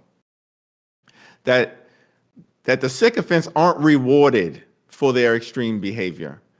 That the American people decisively make clear, we're done with Donald Trump, and we're done with them. And then, of course, in the next 2 years, it'll be our responsibility to work as hard as we can to get stuff done, to keep our promises, to focus on driving down the high cost of living and fixing our broken healthcare system, and preparing for that 2028 election. But listen, J.D. Vance, who appears to be the heir apparent, he's not had a good week. The guy failed in terms of the peace deal that he was sent over to Pakistan to negotiate. That fell apart. J.D. Vance was campaigning for Viktor Orban, and that guy got crushed by the people of Hungary. And then, J.D. Vance is put into a position by his boss that he's got to defend Donald Trump's attack on Pope Leo, of all people. So they really got nothing to come after Donald Trump, and Donald Trump is so weak right now, he's falling apart. But we can take nothing for granted, and we keep our foot on the gas pedal. And voting yes on or before April 21st to stop this MAGA power grab is going to be a significant step in the right direction toward ending this national nightmare and continuing our country's march toward a more perfect union. And it does seem as though there are cracks like we haven't seen before in the MAGA sphere. I mean, just in looking at videos from the Turning Point rally event, where you had a crowd cheering the idea of impeachment hearings about Donald Trump, not something you would normally expect. They interviewed young voters in the hallways, and they were saying, listen, we believed Trump when he said he was the anti-war candidate. This is not what we signed up for. We believed Trump when he said all of these prices are going to come down. They've gone the opposite direction. I'm not here to pretend that he's lost his base, but a lot of these sort of softer supporters or newer supporters do seem to be looking and saying, this is not what we signed up for. That's absolutely right. And even, I think it's important for everyone to process that if there's modest erosion, it finishes them off on the other side. And there's certainly every reason to believe that there is modest erosion that is underway right now. Donald Trump promised to lower costs on day one. Costs haven't gone down, they've gone up. Donald Trump said that he wasn't going to be a president who started wars. He was going to be a president who stopped wars. And then he got us into a reckless, costly war of choice in the Middle East, spending billions of dollars a day to drop bombs in Iran, but won't spend a dime to make sure that everyday Americans can go afford to see a doctor when they need one. This is the same guy who also promised in all of his administration that they were going to release the Epstein files, and now he's doing everything he can to block the release of more than 3 million documents that are part of the Epstein files. And so we've got one broken promise after another, and this is, in our view, impacting some of the enthusiasm that previously existed amongst his MAGA base. And now in election after election after election, what we've been seeing, now Democrats have been winning elections now for 16 consecutive months, starting with an Iowa special election for a state Senate seat in late January, running all the way through what just happened in Wisconsin, a swing state that Donald Trump won, where we won the state Supreme Court race by 20 points. Extraordinary. And then having won in deep red Texas in January of this year, deep red Louisiana in February of this year, and then deep red Florida. In fact, Mar-a-Lago is now represented by a progressive Democrat, which is an extraordinary thing. Gotta love that. So there's already a lot of evidence that there's been erosion from people who believe Donald Trump, but he lied to them. It's going to be incumbent upon us to make clear to the American people, we hear you, we see you, we feel you, we're committed to making life better for you. Leader Jeffries, thanks so much. You can scan the QR code in the lower left of your screen to donate and get more information. Brian, as always, thanks for having me. You know, I was going to talk about the reporting that you're stealing my hairstyle, but it's too important of a day to do that. So let's leave it to the important stuff. And I appreciate you having me. We'll save that one. We'll save that one Please, for the next one. Yeah. Thank you both. I appreciate you both taking the time. Thanks so much. Thank you both. Thank you. All right. Well, we are now joined by somebody who hasn't just talked about fighting back, he's actually done it. Governor Gavin Newsom leads the state of California, my home state, now the fourth largest economy in the world. He's emerged as one of the most prominent national voices willing to take on Donald Trump and MAGA extremists head on. When Republicans in states like Texas moved to gerrymander and rig the playing field ahead of midterms, Newsom didn't sit back. He led the charge to respond, called out the power grab, and pushed his state, our state, to take action to go ahead and level the playing field. From defending voting rights to protecting reproductive freedom to taking on efforts to undermine our democratic institutions, he has shown what it looks like to actually fight back in real time.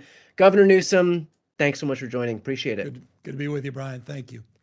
All right, so we obviously saw this process play out in our home state of California. What does it mean to see a similar process playing out now in Virginia? We have spent a lot of time hoping, praying, wishing, pushing for other Democrats to step up, and it looks like that's what's happening.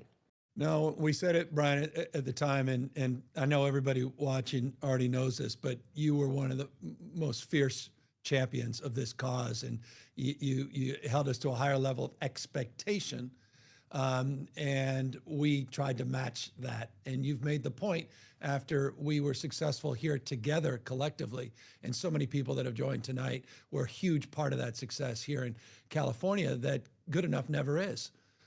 Success is not a place or a destination, it's a direction. There is no having made it, particularly with Donald Trump. The ruthlessness of the right and what Donald Trump continues to pursue. As you made the point, it wasn't just Texas. He went to many other states, had people like Leader Jeffries and others not pushed back. There would have been multiple states that moved in the red direction, but there were still some. Missouri obviously moved. We saw what happened in North Carolina. We are just weeks away from similar actions by Governor DeSantis in Florida. So we can't run the 90-yard dash.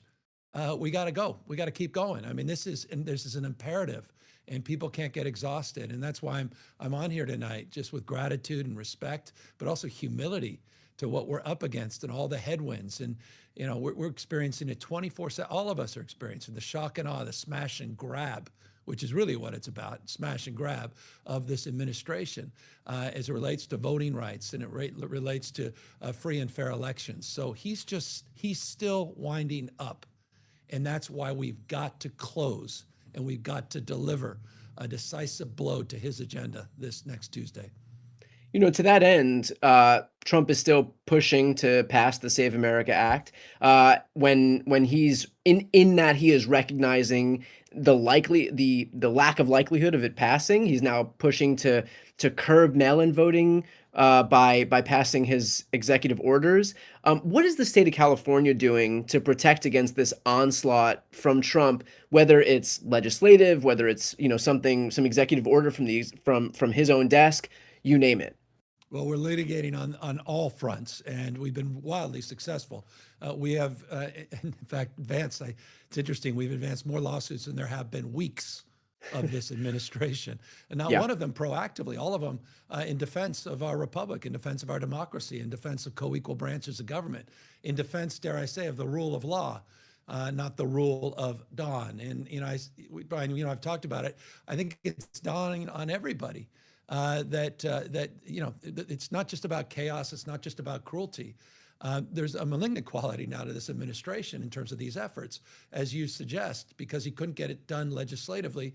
Then he takes these executive actions through executive order, these executive orders, and now he's advancing the kind of, this sort of sentiment of distrust. He wants to create chaos, so it just winds people. We all just are exhausted, and we all sort of, give up. And that's why, again, I'm here. We can't be exhausted by these redistricting fights. They're foundational. It's the architecture. It's the foundation on which everything else is built.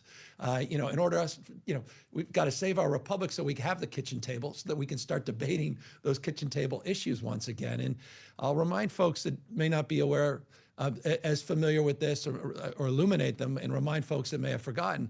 But on election day with Prop 50, with our redistricting effort, that same day, Donald Trump sent out a Truth Social saying the election was rigged before one vote was cast on election day. He also sent out the BORTAC teams. These are the Border Patrol tactical units. These are the guys dressed up, right out of some YouTube video with the Apache helicopters. And he sent them to Dodger Stadium the morning of the election. So for all the morning newscasts, everyone can see these masked men, and they were masked men, the Bovino teams, that were out there to try to chill free expression and chill free speech so people didn't even turn out to the polls. We said it at the time. It's a preview of things to come. The SAVE Act, we all know what that was about because he said he said it out loud. He said that it was about an enduring mega majority for the next 50 years. It was about choosing his voters. It's not about voter ID. It's about deciding who can vote. He's not screwing around, going after a vote by mail. He's not screwing around, trying to purge these voting rolls, trying to take over literally county election officials in offices. And literally, we had a sheriff out here in California. I hope some folks paid attention to this. Chad Bianco, this is a guy running for governor. And he's a guy running for governor as a sheriff, and he seized hundreds of thousands of ballots. And finally, a California Supreme Court finally stopped it, but not after litigation and consternation. These guys are not screwing around. So all fronts, we have to be as aggressive, dare I say ruthless, as they have been. We can't win arguments anymore. We've got to win fights, and we've got to fight fire with fire. We have got to be more aggressive. Governor Newsom, there are a lot of Republicans, even in Florida. You had mentioned Ron DeSantis. There are a lot of Republicans calling on him not to do what he is preparing to do at the end of April, beginning of May, with this special legislative session in that state to redraw those maps. And I should remind folks, Florida's maps are already gerrymandered. Like the maps in existence are a gerrymander that was too extreme for the legislature, but was shoehorned through by DeSantis himself, obviously to curry favor with the most extreme forces in the MAGA base. And now this new map would be an extreme gerrymander on top of the existing extreme gerrymander. And we're going into a midterm cycle where Democrats are overperforming by 12, 14, 16 points. And so a lot of these Republicans, by virtue of stretching these districts out thin to get more districts on their side, risk actually drawing dummy manders. Yep. And so for that reason, we're seeing a lot of these Republicans in Florida even call for DeSantis to pump the brakes here. What do you make of the fact that this is playing out in Florida right now? Well, they've overplayed their hand because they're experiencing that reality. They've been mugged by reality in Texas. Because all of a sudden they put other seats now into play because they've spread peanut butter out too far, to your point. And Democrats are showing up in unprecedented ways. And I think, we've talked about this, you and I, in the past, but perhaps the most consequential thing that's happened in this country in the last year has been these state elections, these 30 plus Democratic pickups. And we're just crushing it everywhere. But again, we cannot assume the past equals the future. The future's in front of us, sure, but it's also inside of us. It's decisions, not conditions, that determine that future. So we just can't give up in terms of being aggressive, continuing to be mindful that this guy, Trump, and these guys are still winding up. They have no limits. There are no limits. There are no rules. He's not playing by a different set of rules. There are no rules. He tried to rig the midterm election before there's one vote cast. And we're pushing back. That's what this initiative is about. And you're absolutely right. We have the opportunity when they do overplay their hand, when they don't take heed for those concerns, as Abbott did not, and potentially DeSantis will not, then to take advantage of that by continuing to do the hard work, that grassroots work that everybody's doing in historic ways all across this country. Last question here. As we get closer and closer to the actual election, which is just a few days from now on April 21st, there are going to be folks who see the electoral environment and say, you know what, Democrats have been overperforming. We're good to go. I have faith that it's gonna correct itself. What do you say to those people? Yeah, come on. Well, open your eyes. What more evidence you need? A guy dressing up, not as the Pope anymore, now as Jesus. I mean, this is this is madness, and it's one of the great grifts, one of the great corruption stories. Again, no limits, and that's the approach they're going to take. It's all on the line for Trump. His speaker. Speaker making Leader Jeffries was just saying it a moment ago. The Trump presidency de facto ends as we know it this November if we do our job.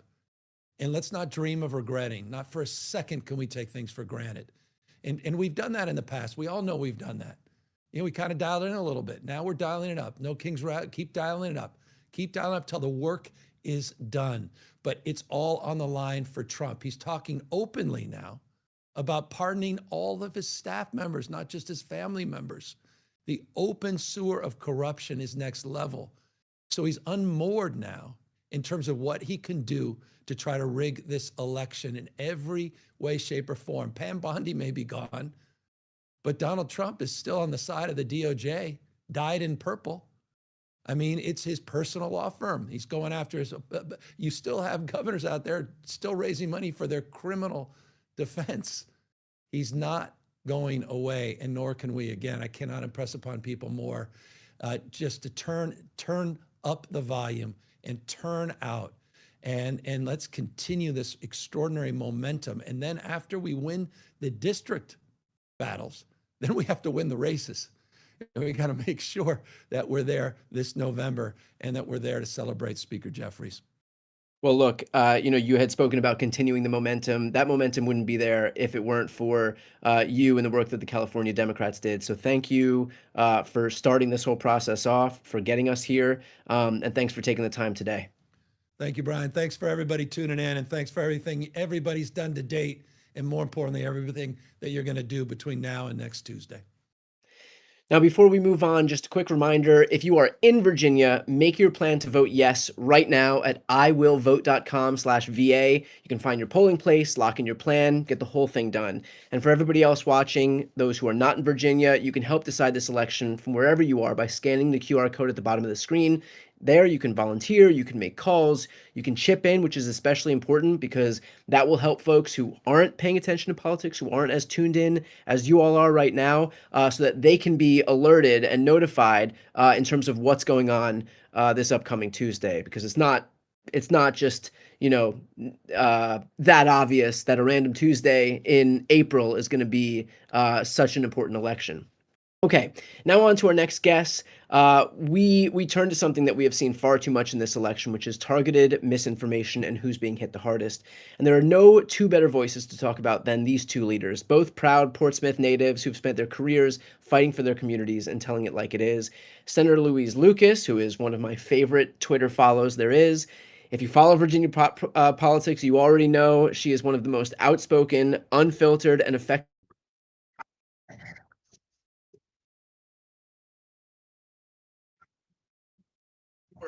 for decades.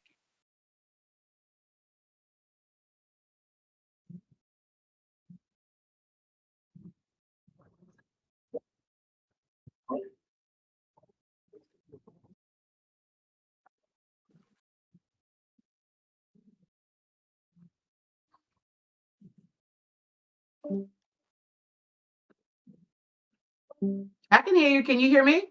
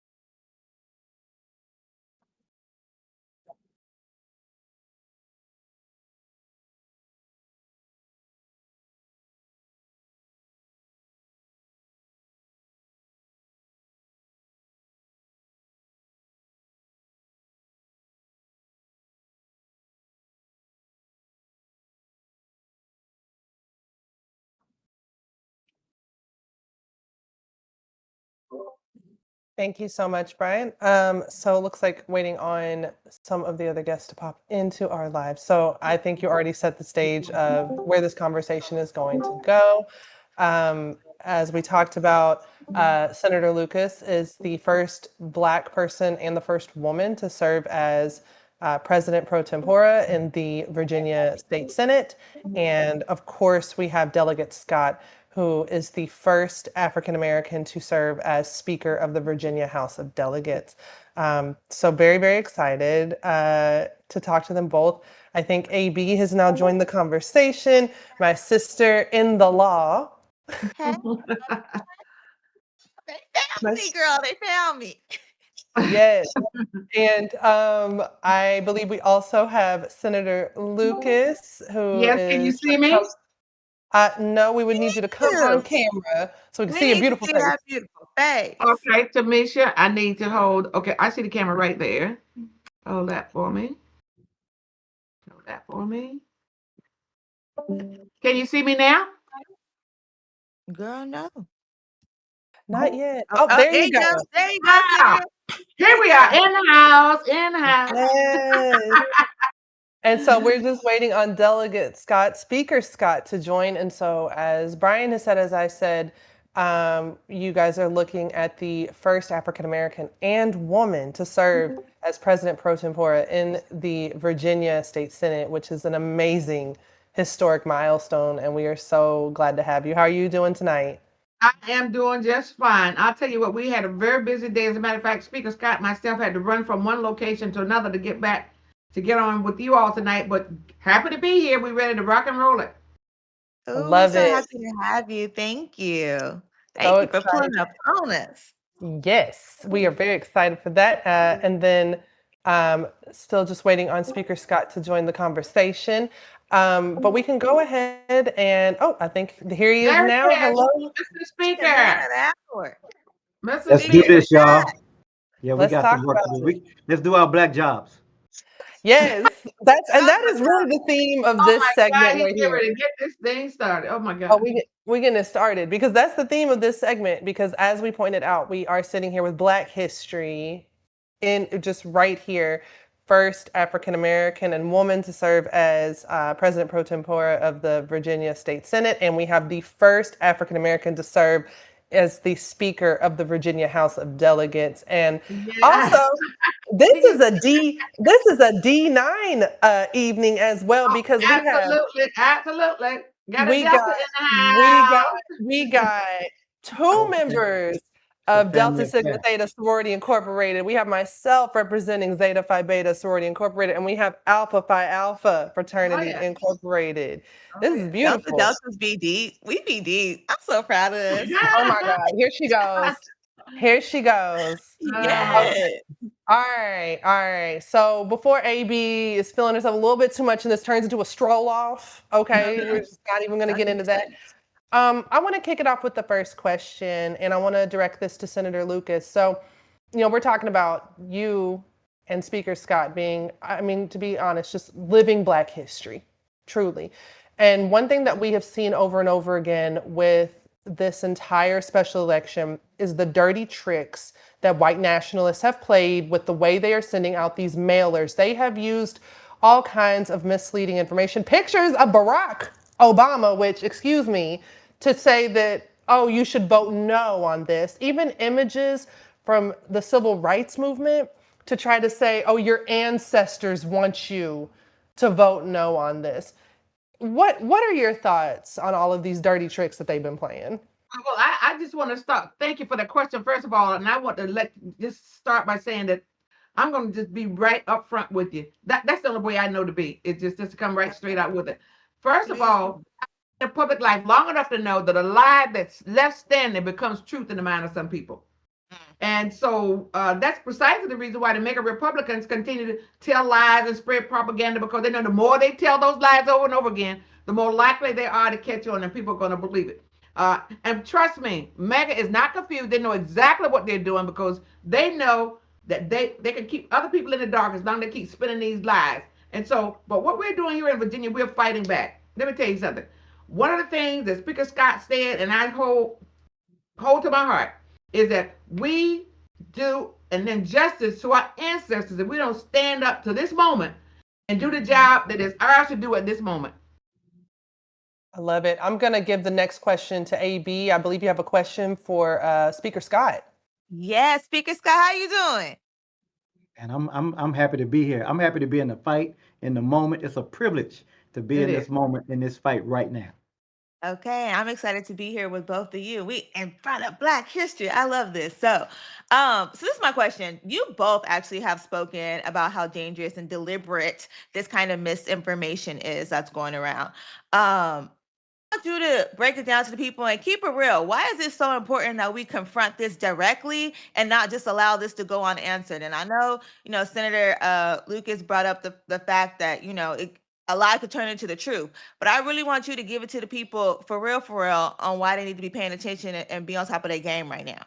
Well, at the end of the day, what they have done is they have re-engaged and propagated images of Jim Crow to try to trick Black people and to trick our communities. And they brought up, the name of our hero in the Black community. They put Martin Luther King Jr. on the flyer. I mean, to try to trick us. And it really shows the real impact that Black voters have. I have said that Black voters are the most important demographic in America right now. We are the ones who, when they try those tricks, we never fall for the tricks. These other communities, they come and they go to and fro, and we don't know where they're going to be when times are in trouble. But the Black community, especially Black women, they have always had common sense, and they can see a snake for what it is immediately. They don't go to and fro. They've been clear. And so it's important that we understand why they had to do what they had to do. It was the right thing to do to try to deceive Black people. Don't get it twisted. They are being deceitful. They are lying straight up and straight down. And so it's important right now in this moment in Virginia, in the Commonwealth of Virginia, where the first slaves came here just a few miles from where I stand right now in 1619, that we stand up in the Commonwealth of Virginia, the cradle of the Confederacy, that we stand up in this moment and step back and speak up right now. This is the opportunity of a lifetime so that we would do justice to the legacy of our ancestors, and that we would do justice to our progeny, our children who are to come. This is the time to stand up so they don't have to have that fight. And so I'm proud to be in this moment. I'm excited. I take it as a privilege to be in this fight right now. And I'm so glad, the Senator Lucas, she gangster, y'all. Don't get it twisted. She is gangster for real. She is the OG. Okay. And so at the end of the day, when she called me way back in August, and what happened was I'm sitting there watching my TV, and the Texas folks have went around and they've done their thing, and they're in Boston, Massachusetts. And we just happened to be in Boston for a conference. And I look up on the TV, and there she is with another senator, Mamie Locke, and they in a damn press conference with the Texas delegation talking about we gonna do something in Virginia. Like, what the hell? And not only that, we're in the middle of our election. She wasn't on the ballot at the time. All of the House of Delegates was on the ballot. I was like, hold on. As soon as she left the press conference, I say, Senator, you got to slow your roll. Let me figure out what we're doing. She's like, I'm going to slow my roll for you, but we got to do something. And because of her leadership, her tenacity, her strength, her courage and determination, that's what got us here. And so we always need people like that who've been in this battle so long that can't fall for this trick. Senator Lucas has been doing this for a while. As you said, she is engaged. She is embraced. She understands legacy and the responsibility that she has to her children and her grandchildren and her great-grandchildren to be standing up. This is a privilege to be in this moment right now. We got to go out and vote. Yes, we already know who they are. I was riding down the street, saw a Confederate flag waving with some no signs in the yard. I posted it because people don't believe me. We already know who they are and why they're against us. We know exactly who they Speaking are. of your children, your grandchildren, your great-grandchildren, I am a mother, a grandmother, and a great-grandmother. And we're in this fight for our children. Like Speaker Scott said, every lie about this referendum must be met with truth. Every distortion, all of the propaganda must be corrected, because we are in this fight for our kids and our great-grandkids, and that's being the case for me. Because if we don't, we're going to end up with rigged maps. And people saying, okay, what you all are doing is gerrymandering, but let me tell you something. If we don't fix this now, they will continue to fix it. And if you don't think Donald Trump would like for there not to ever be another election, right, you better He's think already hard. proven what he'll do. We don't have to guess about what Donald Trump will do. He did it on January 6th. He said, when they said to hang Mike Pence, he was like, I'm good with that. You know, at the end of the day, some of these senators and House of Representative Republicans, they were hiding and cowering in their seats, and now they act like they've forgotten. We haven't forgotten what he will do to keep power, and it's up to us right now to make sure that we level the playing field, keep it fair. California did their part. Texas sounded the alarm. The Democrats said, hey, we got to sound. They were like Paul Revere. One if by sea, two if by land. They were doing their thing. They did what they needed to do. They sent us a warning, and we have heeded it. California did what they needed to do. Now Virginia's going to do what they need to do. And when people always talk about, oh, Democrats are weak, they don't know how to fight back. How you like us now? We coming back, and we not taking the BS. We coming in. We standing up right now in this moment. Right. These are Democrats. I love this. Now that we're fighting, we're the bad guys because we now fight like they fight. You know what? And I tell you what, Speaker Scott and I both come from the same area, and I tell you what, we know how to get down in the mud if we have to. And if they go there, we can go there with them. But I tell you what, we're gonna come out on the winning end. Never wrestle in the mud with a pig. You get dirty and the pig like it. We like it. Okay, see, they said nuck if you buck. So I want to thank both and ready to fight. Hey, That should have been the president over my shoulder. That's Kamala back there. I voted for her. I know that's right. So another member of D9, thank you very much. And so I just want to thank Speaker Scott. I want to thank President Pro Tempore and Senator Lucas for being here. And so I want to remind everybody, early voting is happening now, and it is going through Saturday the 18th, where we want you to vote yes for redistricting and fight back against the MAGA rigged maps. If you don't make it out to early voting, I really want you to. We all really want you to. I might nuck and buck if you don't. But if you don't make it out to early voting for whatever reason, you can vote on Election Day on April 21st. Don't guess. Vote yes. Yes. Vote yes. Vote yes. Power to the people. Awesome. Thanks, everybody. Appreciate everybody doing this. Thank you. So good seeing y'all. All right, just a reminder here, before we move on, if you're in Virginia, make your plan to vote yes right now. iwillvote.com/VA. There you can find your polling place. You can lock in your plan. Everybody else, scan the QR code on the screen. You can make your plan to volunteer, to make calls, to chip in, which will go especially far for folks who don't know this is happening. Every little bit helps. Okay. Next up, I want to talk to, I'm going to introduce our next guests.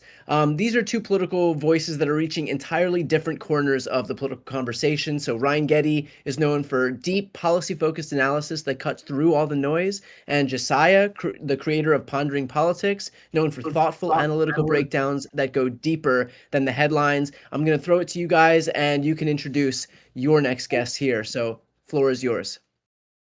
Well, thank you very much. I've got Ryan Getty here, my co-pilot for the evening, and two congresspeople, two representatives, Jennifer McClellan, that I'm going to speak with, and James Walkinshaw. How are you guys? Doing great. Excited, very excited. So thank you all for doing this. No, 100%. Thank you both for being here. This is a super important referendum. This is a super important time for voters to be engaged and understand what's happening and the stakes of this referendum. Yeah, 100%. I mean, like, we're talking about, an actual, mounted defense of democracy in the face of Donald Trump's authoritarian push to steal an election. It's important to remember that he was the one who started this particular fight. The Democratic Party for years has tried to ban nationwide gerrymandering and redistricting. The Republican Party has eschewed every opportunity to do it because they want the right to do it themselves in Texas and red states across the country. But they expect this party to not fight back at all. And the base has been clamoring for this, guys, and you've done it. You're meeting the moment and pushing this. So, I'm curious, Congressman, Congresswoman, if you guys could talk about the significance of this referendum coming up and what it might mean for the upcoming midterms. Yeah, I'll jump in and look. This is a huge day for Virginians, huge day for Americans coming up on Tuesday. The opportunity that Virginia voters will have on Tuesday is to level the playing field. We know that Donald Trump and MAGA Republicans want a playing field that looks like this in the November midterm elections, where their candidates can run downhill and Democrats have to run uphill because their policies have failed. They've broken their promises. And Virginia voters have an opportunity on Tuesday, on the 21st, to just level that playing field out. so we can fight it out fair and square in November. I'm very confident that, especially here in Virginia, with a level playing field in November, Virginia voters are going to want to elect a Congress that will stand up to Trump, put a check on the chaos and the recklessness. But we got to deliver on Tuesday, April 21st to have that opportunity. I got to say Brian? oh, sorry. Yeah. No, I was just going to say that you and I know everything about the uneven playing field because I live in North Carolina and you live in Texas. I was going to tee that up for you. No, that's exactly right. That's exactly where I was going. Thank you so much, Josiah. Yeah, I live in Texas. I've lived in 2 urban cores in this state. I've lived in 3 different places across 2 different cities in Texas. I've never once been represented by a Democrat. Never. Whenever I worked in the state legislature, let me tell you, I was involved with the redistricting process there. They are flagrant with it. They are flagrant. They are not ashamed. And the Democratic Party is the only party that believes in making elections fair at the national level. And the only way that's going to happen is electing more Democrats. And I just want to talk a little bit about the personal stakes. Representative Walkinshaw, your district has one of the highest concentrations of federal workers in the country. Talk a little bit about what this means personally for your district to have a Democratic majority in the future.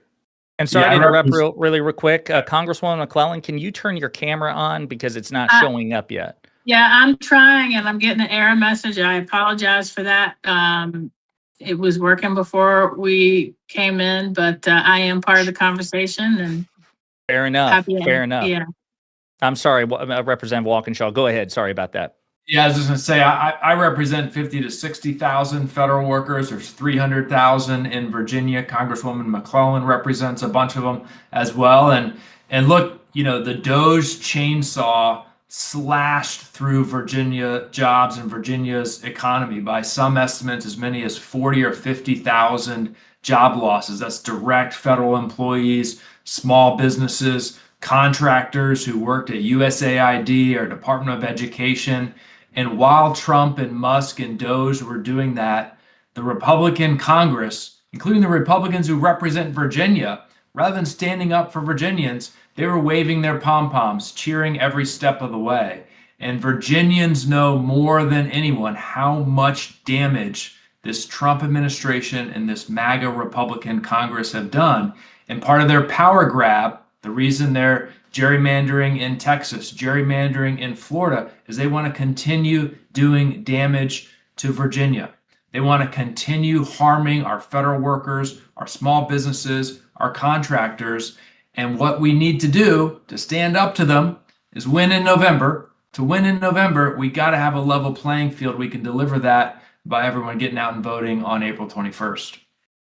Representative McClellan, you're on camera now, so we see you and we hear you loud and clear. I'm curious, representing Virginia's 4th district, obviously the stakes couldn't possibly be higher for not just the country, but in particular, your district as well. Like, what is the effect of Trump's attacks on affordable healthcare in this country? Because besides the economy, healthcare has been one of the prevailing issues top of mind for voters across the country, particularly in the last year with the Trump administration, refusing to extend the Obamacare subsidies that President Biden oversaw. Can you explain what the stakes are for your constituents?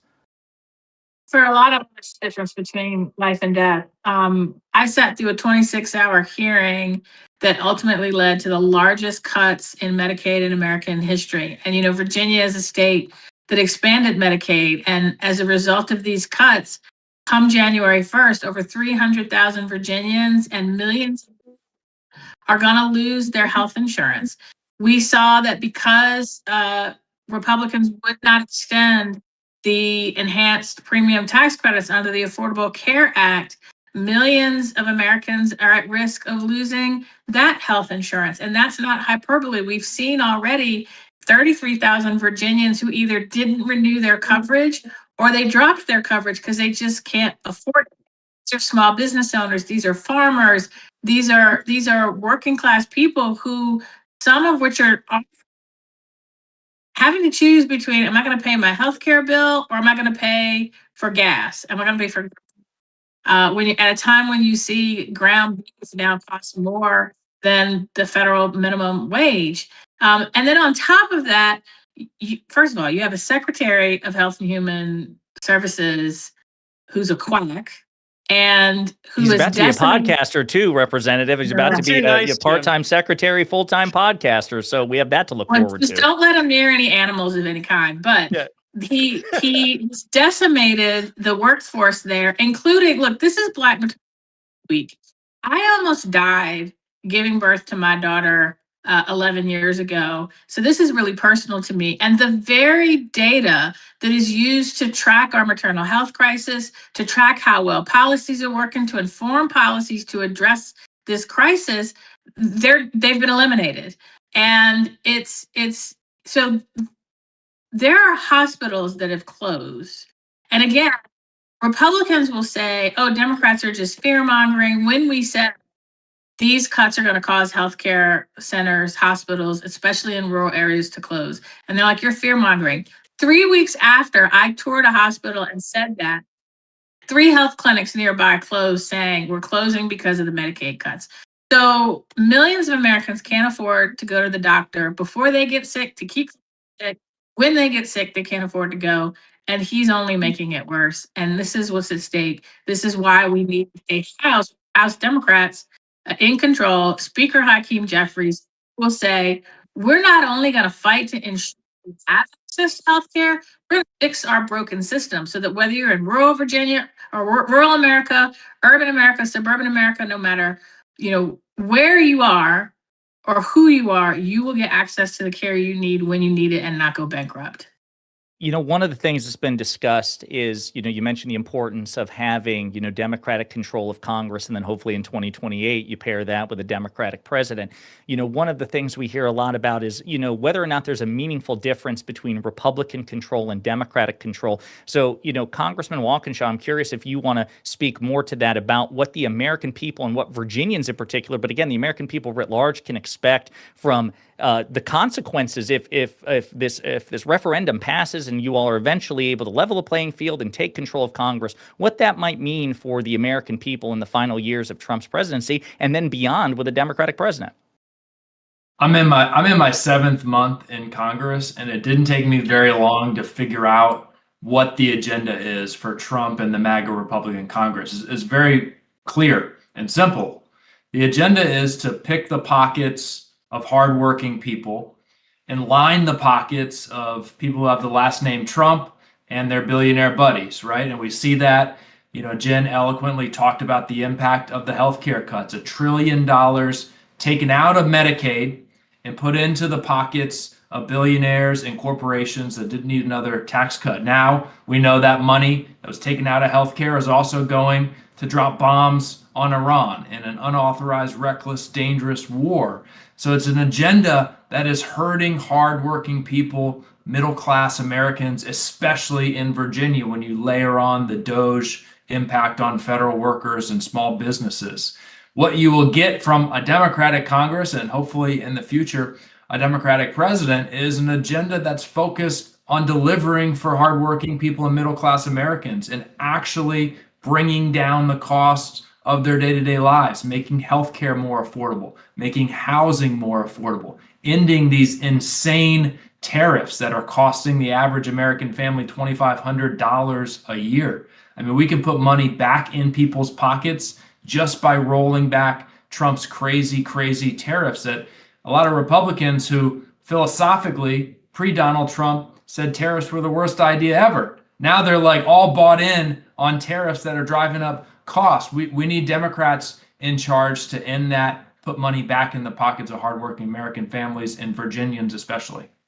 Before I toss it over to Ryan, I just want to close the loop on this and emphasize that we're waiting to hear from the Supreme Court of the United States in a really important case called Louisiana v. Calais.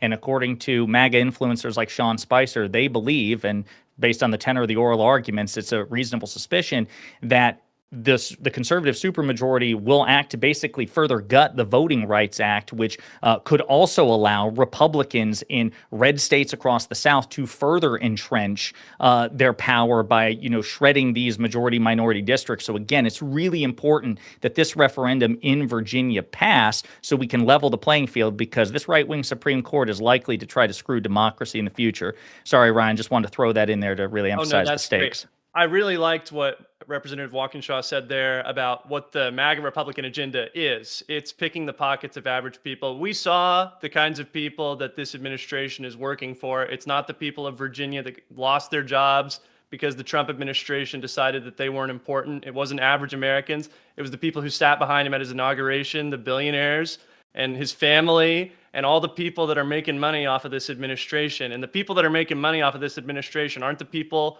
that are having to worry about gas prices going through the roof because the Strait of Hormuz is blockaded through this war of choice. It's not average people who, like Representative McClellan pointed out, can't afford to buy burgers because the president has made the whole thing cost too much with the tariffs and then this war of choice. Representative McClellan, I'd love to get you back into the conversation. Talk a little bit about, we're talking about leveling the playing field here in this referendum. But of course, the Democratic Party is also committed to leveling the playing field for average Americans. I wonder if you could talk a little bit more about that. Yeah, absolutely. And first, let me remind everybody what happened when North Carolina did and how it made a difference between what we're seeing now.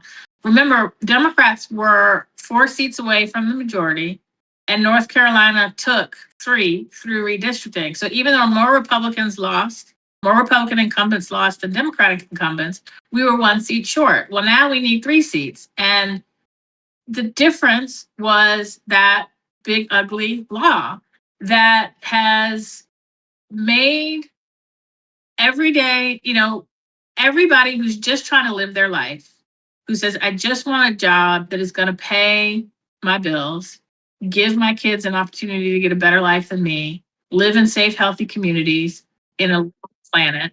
And all of that is out of reach right now for so many Americans, rural, urban, and suburban. And in Virginia, we worked really hard over the years to expand access to healthcare, to expand access to voting, to expand fairness to people, to expand, eliminate discrimination. All of that at the federal level is under attack. And to the point about voting and the Voting Rights Act is about to be gutted, remember, this is the president who has said he doesn't want to sign another bill unless it's the Save America Act, which would require every single person to prove their citizenship before they can vote through documents that cost money, which is a modern day poll tax.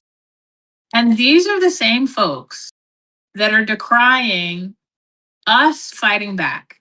But when you are fighting for the very future of American families, when you are fighting for American prosperity for everyone, no matter where they live or where they were born or who they love or the color of their skin, when you are fighting for our very democracy and against a totalitarian, fascist, wannabe king, you cannot fight with one hand tied behind your back while the other side is using 2 fists with brass knuckles on each one.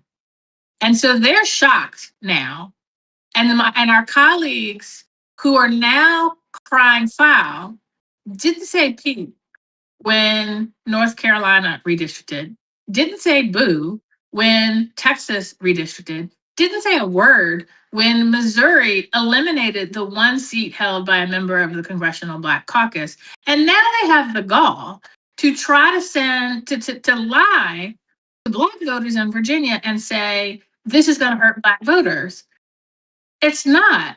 And don't believe the very people who are trying to dismantle the progress of the civil rights movement, including the Voting Rights Act.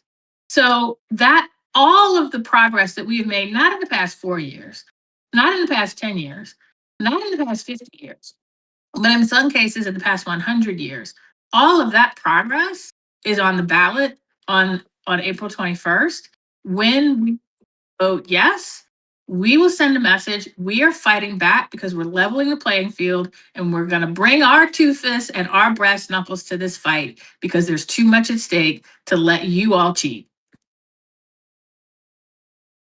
Awesome. Well, thank you, everybody. Appreciate you all being here, and thank you for all the work you all are doing. Thank you. Oh, thank you so much. All right, everybody. Before we jump to our next conversation, we want to hear from somebody who has been on the front lines of holding Trump accountable and a former Republican member of the House of Representatives. Congressman Adam Kinzinger was one of the few Republicans who were willing to stand up to Trump, and he served on the January 6th committee in the aftermath of obviously that horrific event in an effort to defend our democracy. He couldn't be with us live tonight, but he wanted to make sure that Virginians heard directly from him about what's at stake in this moment. So let's take a look. Hey, friends of Virginia, Congressman Kinzinger here to remind you that there are only a few days left to make your voice heard and to ensure that Donald Trump and MAGA Republicans are not able to wield unchecked power in the House of Representatives for 2 more years. Early voting's open for just 2 more days, so Friday and Saturday, and election day is Tuesday, the 21st of April. This is your moment to show up. So across the country, there's a growing fight over who holds power and how elections are decided. What happens in Virginia right now will help to shape what comes next. I know everyone says this for every election, but this isn't just another election. It's about making sure that voters, not politicians, have the final say.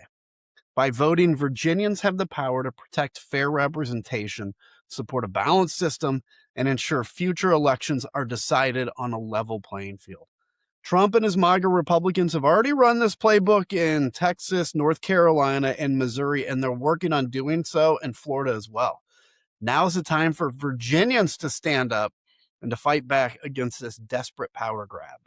They know a wave is coming in November, and they know that their actions will have consequences at the ballot box, which is why they're desperately trying to do these things and these desperate tactics.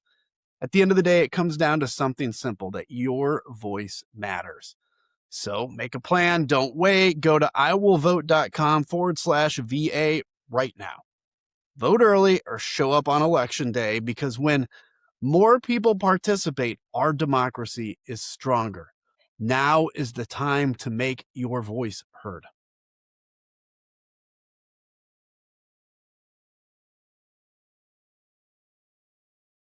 All right, wonderful. Before we move on, just a quick reminder in the aftermath of that very powerful message, and by the way, a reminder of what's on the line if accountability breaks down. A quick reminder here that if you're in Virginia, make your plan to vote yes right now at iwillvote.com/VA. There you can find your polling place, you can lock in your plan. And also for everybody who is not in Virginia, very important to scan the QR code at the bottom of the screen. There you can volunteer, you can make calls, you can chip in, again, which is very important, and your money goes a long way because there are voters in Virginia right now who don't know what's going on, especially as we head toward this April 21st election day deadline here. Okay, now on to our next guests. We are continuing the conversation. We've got Congressman Eugene Vindman and Congressman Don Beyer joining us now. Congressman Vindman is a retired Army officer who served in the National Security Council. He's been a strong advocate for veterans, for national security, and for defending democratic institutions. Congressman Beyer represents Northern Virginia, a longtime business leader and former lieutenant governor who's now serving in Congress, where he focuses on economic policy, innovation, and protecting consumers. And speaking with them, leading this conversation, are 2 friends of mine, 2 voices that I am very excited to introduce. It's Luke and Tim Fullerton from the Find Out podcast team, reaching a rapidly growing audience by having real, unfiltered conversations about politics that resonate with people who don't normally tune in to traditional political media. So congratulations on what you guys are building, and happy to pass the floor over to you.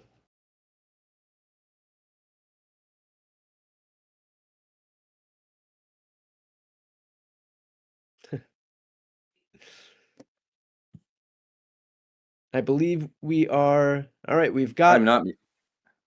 Oh, Brian, can you hear me? I can, yeah. Okay, you couldn't hear me before though, right? I just rambled. I could, yep. Oh, you could No, hear you're all me. good. Okay. Yep. Sorry, I'm getting a different message in my headphones. But anyways, it's great to be with you, and it is great to be with the 2 congressmen. I think we just need to turn their videos on, which, Congressman, it should be in the bottom left-hand corner for you, where there is right under where it says "Voice Connected" on the left, and then we can get started. We can have a race to see who gets it first. And if not, well, while we're waiting for them, Well, Luke, you and I, we've been doing the redistricting fights for a while now. California. We did Yes on 50 live with Brian and with Governor Newsom, which was obviously hugely successful. I think it's only because we were involved, of course. Well, obviously, of course it was. But this one is just as important. And I think, everybody is saying like, well, it's only one seat. What is only one seat? Well, today in the House, the U.S. House of Representatives failed to pass the War Resolutions Act by one vote. One vote. It was 214 to 215. So if the new maps had been in place 2 years ago, likely had another Democrat in there, that number would have, well, I guess it would have, no, that would have flipped it. So it just shows how important one vote can actually be. And when it comes down to these, this really, really evenly divided House and of Representatives. Well, and it looks like Congressman Vindman has won the battle to get his camera on first. So it's great to see you. You have a wonderful background with you, and It's prestigious. yeah, you have quite a few accolades to your name. So we're not going to make you read them all, but can you tell us, you're a new member of Congress, how important is it for this redistricting battle to end in our favor? It's absolutely critical. I mean, I think the future of the country is at stake, and I don't want to, overstate that. But if you're unhappy with the fact that this president has taken us to war in the Middle East, in Iran, again, second time in a year, if you're unhappy with the fact that gas prices have spiked, if you're unhappy with the deployment of troops to this country, the cities of this country, it's absolutely critical, because right now what we have in the House and the Senate is a rubber stamp. They're doing nothing to restrain this president's worst impulses, and Democrats will be able to do just that. We'll be able to ask some tough questions of the Secretary of Defense, of the Director of National Intelligence. So it's absolutely critical that we win this, and we win it by making sure we win the referendum. We have only 2 days left of early voting. First weekend of early voting, we set records in Prince William County, which is the largest county in my district. And we have another opportunity to make our voices heard. That, for me, it's simple. Dump Trump, vote yes. Some people need to hear more. I also have the slightly filthier version, but I'm gonna refrain from using the F-bomb. I think you should kick it. Can I? I can kick it. Go for I it. say fuck Trump, vote yes? Yeah, Of course. I don't want to say that if I can't. Oh, well, I think we can we're all gonna have- join you in saying fuck Trump. Yeah, I Okay. think, yeah, Right. one Well, of Luke's catchphrases is get either fucked, way. so you're all right.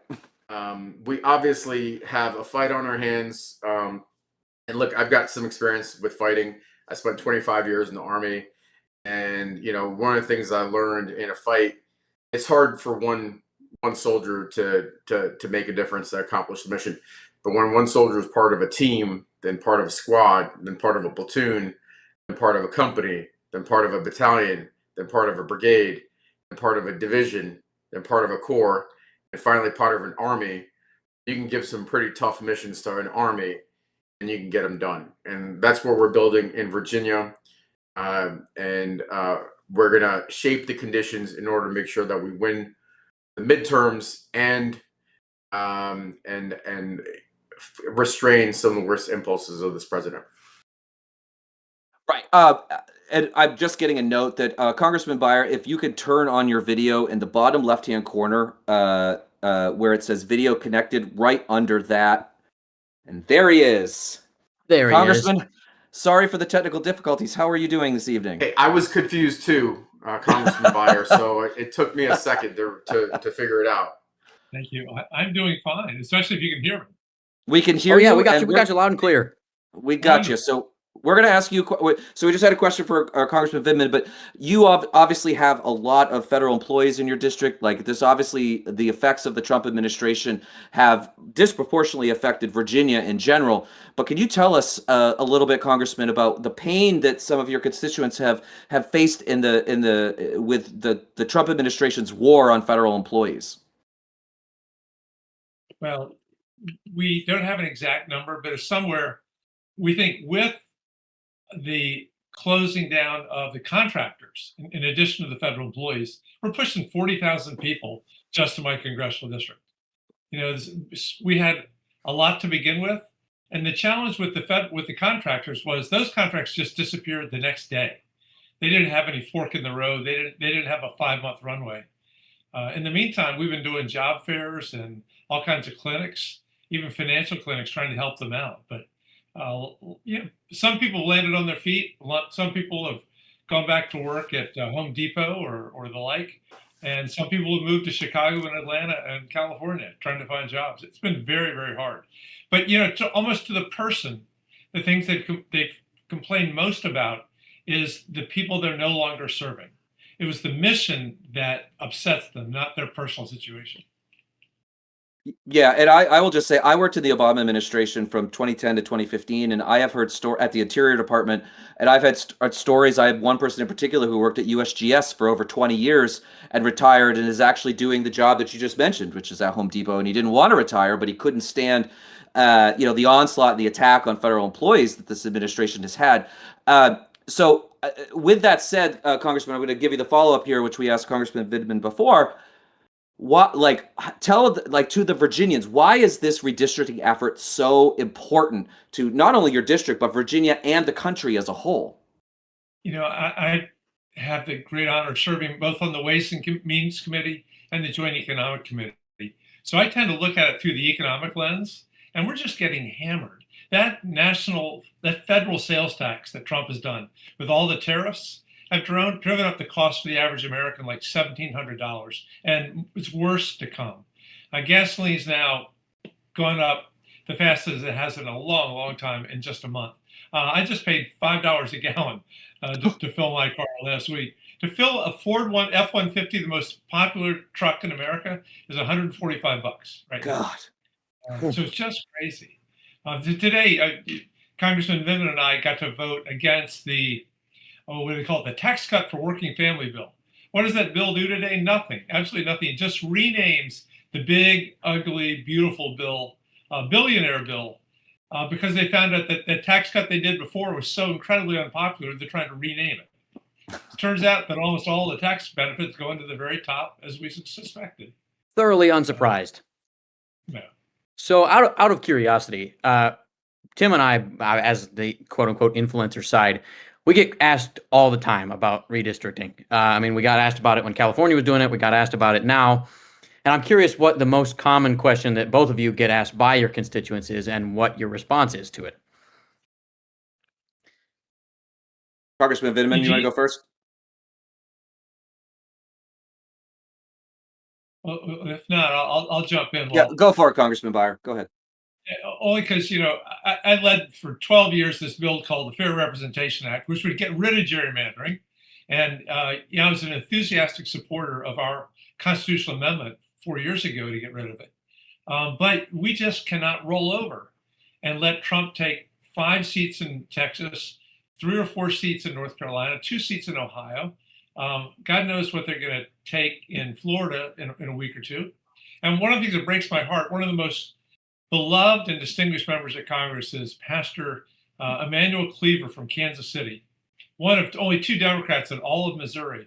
And they're taking his district and carving it into 3 pieces so that he can't win it. Just crazy. And, we're always trying to be the good guys. We're the children of the Enlightenment. We believe in fairness, but we just cannot roll over and let Donald Trump steal the House from us with all this cheating. Yeah, 100%. And and I'm going to turn to Congressman Vindman, who obviously a little about this Trump administration and the inner workings of it. And so, I think a lot of people will say that Democrats, as Congressman Beyer said, we're trying to be the nice guys. We're trying to be the ones that are the adults in the room. But I assume you have a different perspective when it comes to fighting back against this type of stuff, and that we have to fight fire with fire, correct? Tim, I'm sorry. You're cutting in and out from my end. So I didn't hear. Oh, I'm sorry. But the one part I did hear is you stated that I know a little bit about the inner workings of this administration. and frankly, a little too much. Having been on the White House National Security Council staff as an active duty Army officer, I saw the dysfunction, and in the first administration, it's only gotten worse now. And so what I see, I think this administration is defined by the 3 C's: the chaos, the cruelty, and the corruption. Right? And so you have the chaos.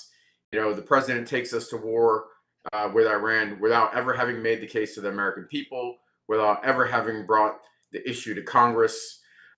This is now the 8th conflict he's gotten us into. We've got tariffs, we've got skyrocketing fuel prices, the cruelty that's killing Americans on the streets of our cities in Minnesota, and in detaining 5-year-olds. That's the cruelty. And the corruption. Corruption is the president obviously profiting, he and his family, enormously from the office, whether it's Trump coin or whether it's this Qatari jet. But that's only one form of corruption. The second form of corruption is corruption to our system, and that's why he started gerrymandering in Texas, in Ohio, in Missouri, and next week or 2 weeks from now, Florida's announced it. Right? These are backroom deals with legislators. Well, guess what? In California and Virginia, it's the voters that get an opportunity to make that choice. Right. And that is happening now. It's absolutely critical. Again, if we want to restrain this president's worst impulses and stop the corruption, go out, vote yes, dump Trump. Absolutely. Oh, Brian, are you trying to talk? You're muted. I'm going to keep going. He's muted, right. But I think sorry about that. Just wanted to thank everybody for being here. Yeah, no, we're happy to do. We got a few It's more our minutes pleasure. here. Or we transition over? I think we're transitioning over. Okay. Thank you. Congressman, thank you very much. Thank you. Appreciate Thank it. you both. Thank you, Brian, for everything. Thanks so much, everybody. Before we move on, a quick reminder that if you're in Virginia, please make your plan to vote yes right now by going to iwillvote.com/VA. There you can find your polling place, you can lock in your plan, you can get everything all set. And for everybody watching, you can help decide this election wherever you are. Just scan the QR code on the bottom of your screen. There you can make plans to volunteer, to make phone calls, to chip in any way that you can. Okay. With that said, Senator Warren has spent her career fighting to level the playing field for working families and to hold the powerful to account. From creating the Consumer Financial Protection Bureau to taking on Wall Street and corporate greed in the United States Senate, she has been one of the nation's leading voices for fairness, transparency, and economic justice. And at a moment when the stakes for our democracy could not be higher, she's been clear. When politicians rig the system, it is on us, the voters, to push back. Here now is Senator Elizabeth Warren with a special message.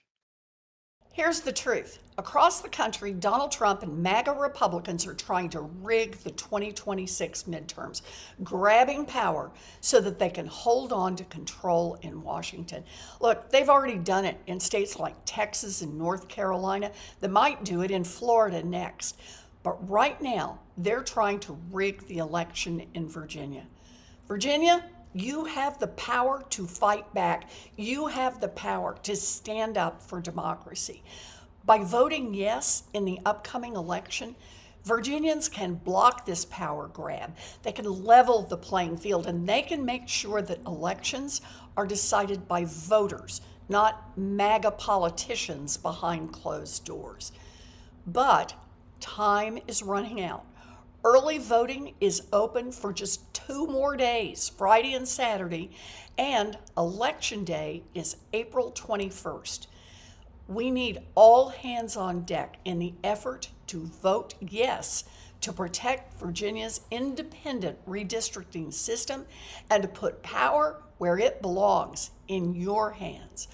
Look, this isn't politics as usual. This is an emergency for our democracy. So please, make a plan right now. Vote early in the next 2 days or vote on April 21st. Let's fight back. Let's protect our democracy. Vote yes. Quick reminder, if you're in Virginia, make your plan to vote yes right now at iwillvote.com/VA. For everybody watching, scan the QR code on your screen. Plan to volunteer, to make calls, to chip in. We're mobilizing voters in real time. We need you in this fight. Before we go, we want to show you something else, because this moment, what's happening in Virginia right now, is not just being felt in politics. It's being felt across culture, across the country. And people are paying attention. In fact, two voices that you definitely know wanted to speak directly to what's happening here. Take a look.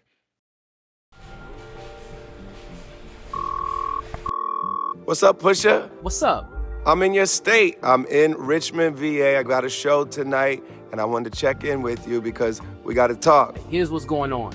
Some states are redrawing congressional maps to give Republicans more power to do what they want. Anything from funding wars to raising prices on everything. And it worked. Texas alone is trying to flip 5 seats, and other Republican states have followed. Exactly, John. So Virginia said, we're not going to let that happen. There's a special election on April 21st. It's a temporary fix. This is just Virginia's way of responding to what these other states have already done. Early voting is already underway, and Election Day is April 21st. If you're in Virginia, head to iwillvote.com/VA for everything you need to vote yes. Thanks, John. Now let's show up and vote yes, Virginia, because elections should be decided by voters, not politicians changing the rules. All right, before we go, let's bring this back to what matters most, and that is voting yes. And you've heard it tonight from leaders and organizers, from voices reaching millions of people every single day. This moment is real, the stakes are real, and the power is yours. Virginia has a chance to do something incredible and important right now, and that is to stop a coordinated effort to rig the system before midterms even begin. An effort that Donald Trump came out and exposed, betrayed, broadcast in broad daylight. But none of that matters if people don't actually show up. So here's what you need to do. If you're in Virginia, make your plan to vote. Go to iwillvote.com/VA. Make your plan to vote yes. Early voting is happening right now. You can also show up on Election Day. That's April 21st, just a few days from now. And don't just vote, bring somebody with you. This is especially important. Make sure to expand this to your circles of people. Make yourself responsible for at least one other person. If you're not in Virginia, of course, you still have a role to play. Text your friends, call your family, post about it, donate what you can. Make sure people know what's happening here. That's half the battle, because what happens in Virginia will not stay in Virginia. This is about the future of our elections and whether voters get the final say in terms of stopping Donald Trump's power grab. Thank you for being here tonight. We really appreciate it. And to Virginia, let's level the playing field. Vote yes.